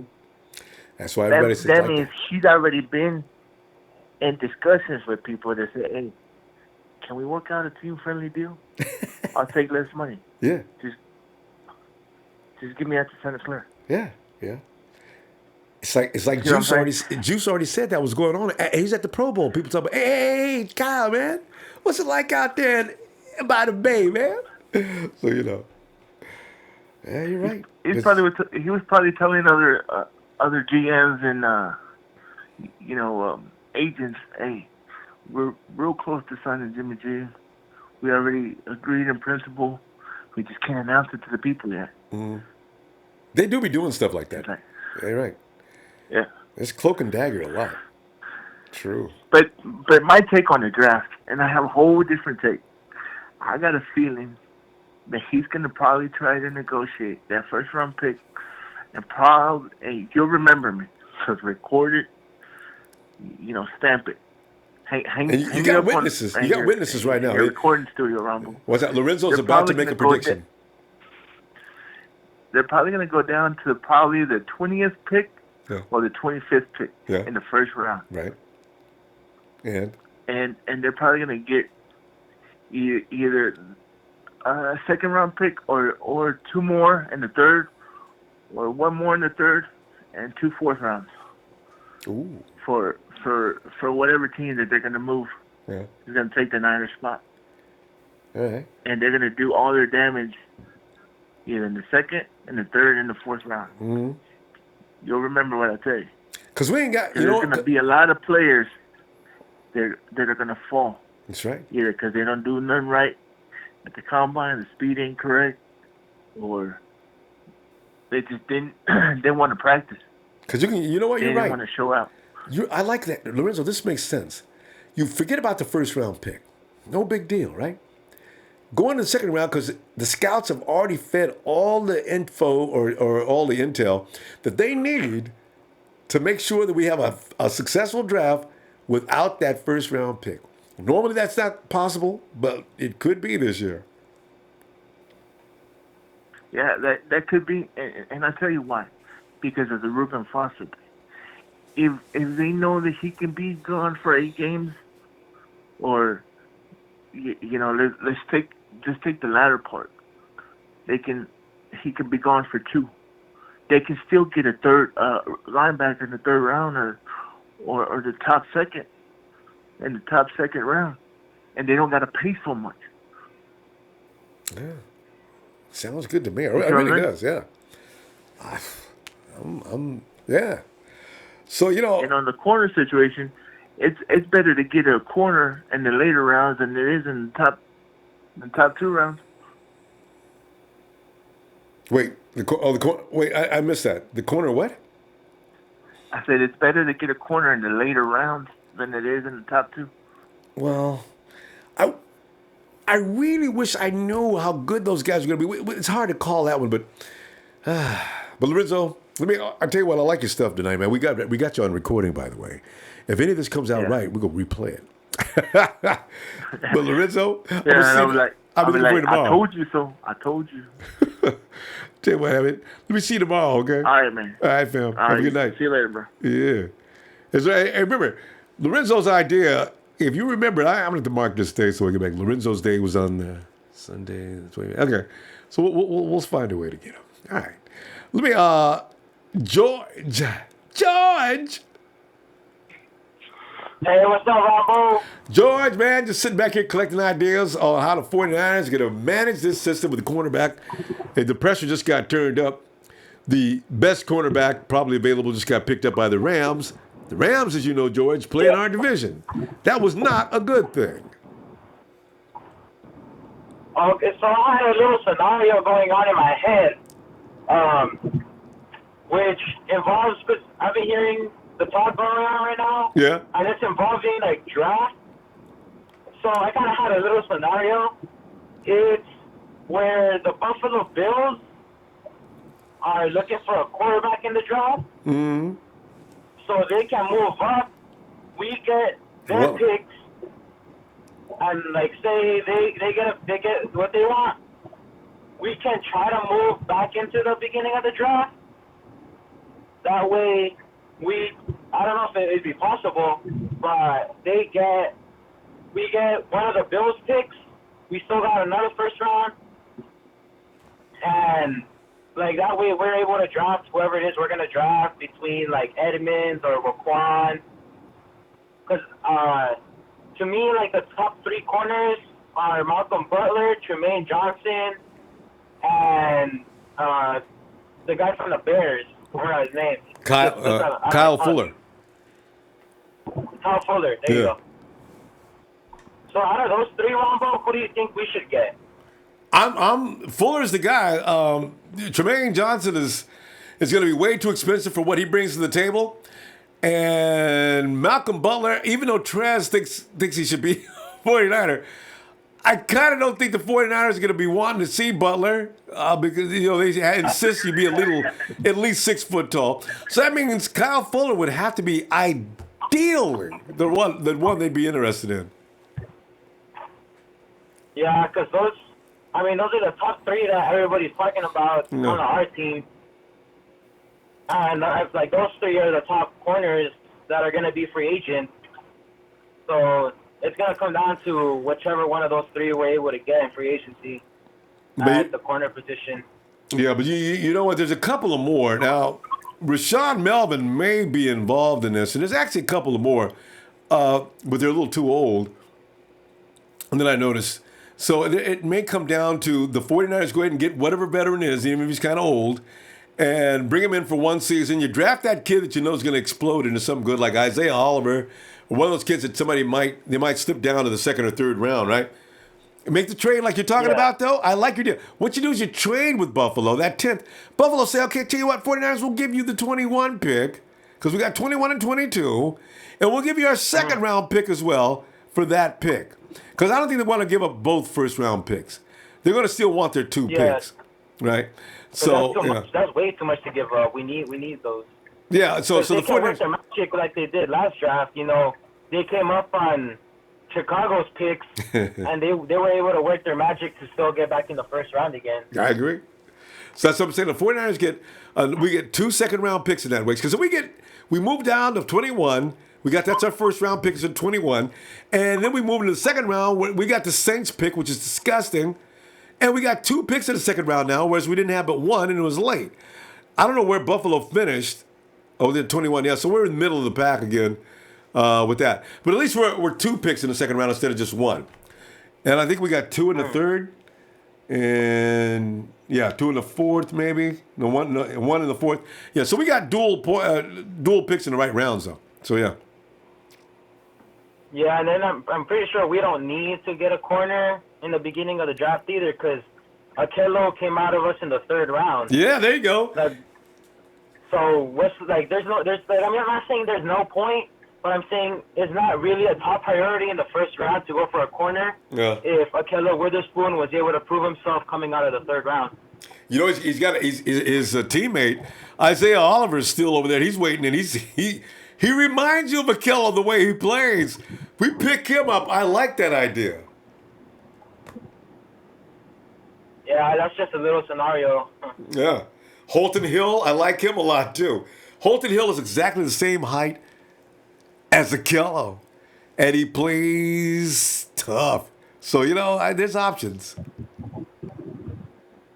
And do you think the Niners do you think they'll move down from the 9th or 10th pick? If somebody moves up and takes Edmunds or Roquan? The 9th or 10th pick, and wait, say it again? Do you, say somebody takes Tremaine Edmunds or they take Roquan Smith? Say we lose the coin toss and we're number 10. Oh. And somebody takes Tremaine and Roquan. Do you think we'll trade away the number 10 to go deeper, higher in the draft? That's a good point because we'll just pick? I agree. What would happen is you're right. If the 49ers see both of the guys they had targeted, if they stay at number 10, although I think they're going to make this deal before that day. Well, it's a tough one to call right now. But hey, tell you what, we gotta go, George. I'll look for you tomorrow, okay? Okay. All right, fam. Have a Guys, good take night. care, Ronbo. You too. All right, see you, man. Don't like. What are you talking about? Why a tittle? Hey, listen, guys. Don't drink before you come to the program and start writing crazy. What? Okay. And we go to repent, Jesus. What's up, Ronbo? I made it. Glad to hear it, man. What's going on, man? We're just sitting there wondering what are we going to do about the quarterback situation. And everybody's in sort of it sent me in panic mode. I tried to be cool like the 49ers, like John Lynch and Kyle Shanahan, about Marcus Peters. So what? But, yeah, I don't know about so what. Well, we'll see. Are we really worried about Marcus Peters? Well, I don't want the Rams to have him. I mean, he could have went anywhere, but why do you have to come to our division? I mean, I don't want to oppose Marcus Peters any more than necessary. He's a pretty good player. But then again, it could be because of the Chiefs. Ronbo. Yo. We should have beat them with Brian Hoyer as a backup throwing 6 first play of the game. Okay? Kansas City? We beat them the second game. Who we? Oh, the Rams. No, I know. I agree. And had Reuben Foster been there, we would have beat him anyway because I don't think Gurley would have been having a field day like he was. So, yeah. Oh, no, man. The Rams, they're so... Everybody loves to jump on the new bandwagon, and the Rams were that team last year. And, did you get a chance to read that article talking about 3 years from now what the NFC West is going to look like? Oh, the ESPN? And ESPN, Yeah. Didn't ESPN still insist that Russell Wilson and the Seahawks will continue to dominate the division? What the hell is wrong with... God, 3 years from now... the Hawks... someone else was saying it like, ever since Chris Berman left, it's like the Niners don't get that much love, man. No, I know. We talked about that the other day. I don't know what's going on with that. It's really strange. But I mean, I'm really excited. I think was it the Niners Raiders? I was joking. I was thinking about how funny it would be, Ronbo, if you had a whole discussion on how to flip that coin in order to win the coin toss, because it's coming up in a couple days. I know. Friday. I know. Right? That's gonna be that's gonna be a nervous day. We may have to have a. We may have to go on. We may have to go on YouTube Friday, man. That's got to be after the coin toss, yeah. Because if for no other reason but to tease the Raiders. Raiders, you're number 10, and y'all belong behind us like everybody else's ass. Now, Ronbo, I want to make this clear. Niner Nation, I know you're listening. Wait. Whoa, repenting. I want us to repenting. Wait, repenting. Yes. It's Niner Empire. Okay, yeah. Okay, go ahead. Niner Empire. Yeah. Do not stress out. Okay. With the current team we have right now, everybody was saying about the Niners, nobody wants to see them in the playoffs, and thank goodness they're about to finish 2nd and 10. Okay.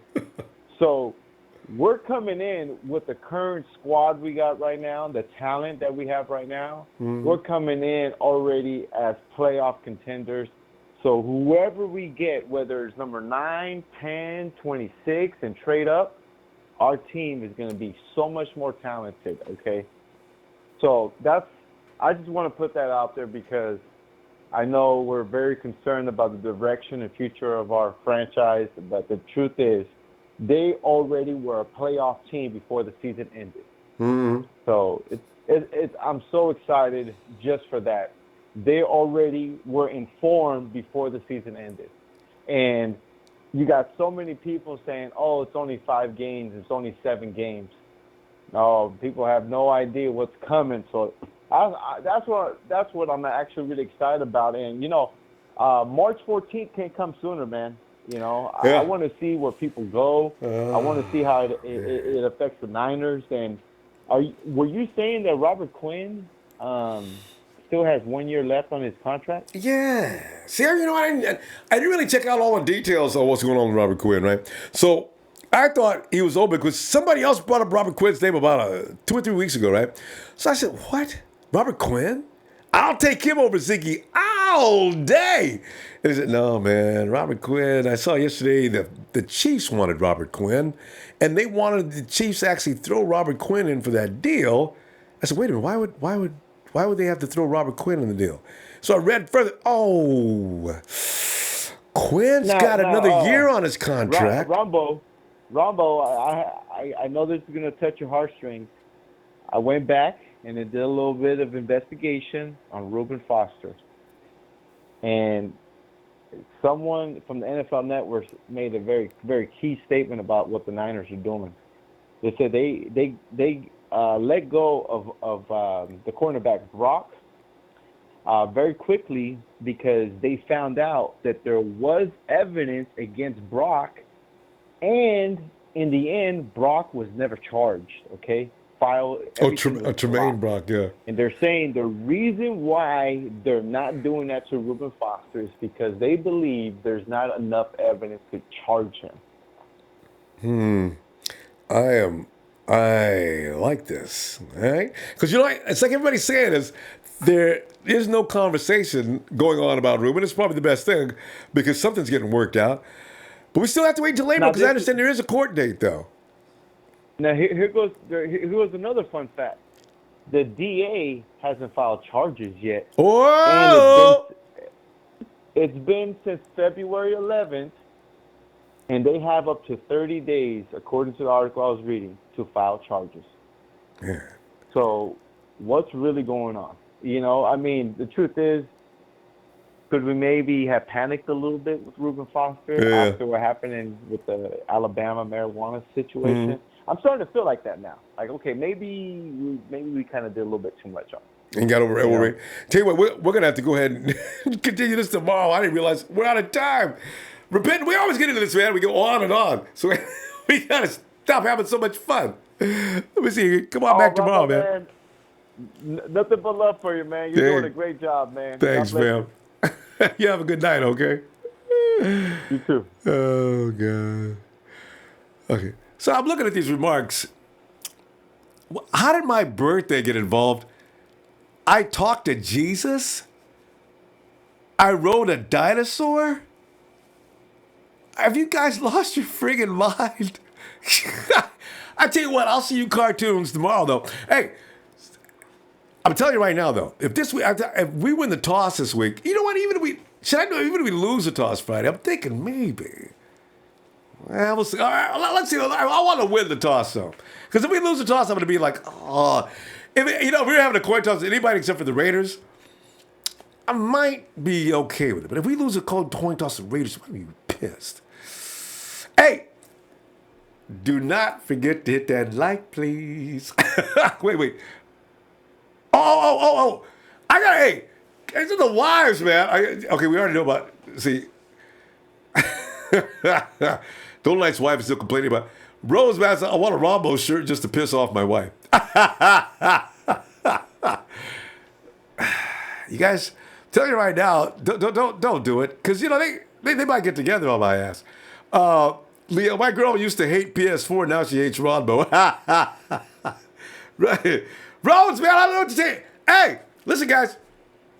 Let's see. You can say use it for excuse. Say to your wife, "Hey, at least I'm at home listening to this instead of out at a bar doing weird things and hanging out. You don't know where I am, right?"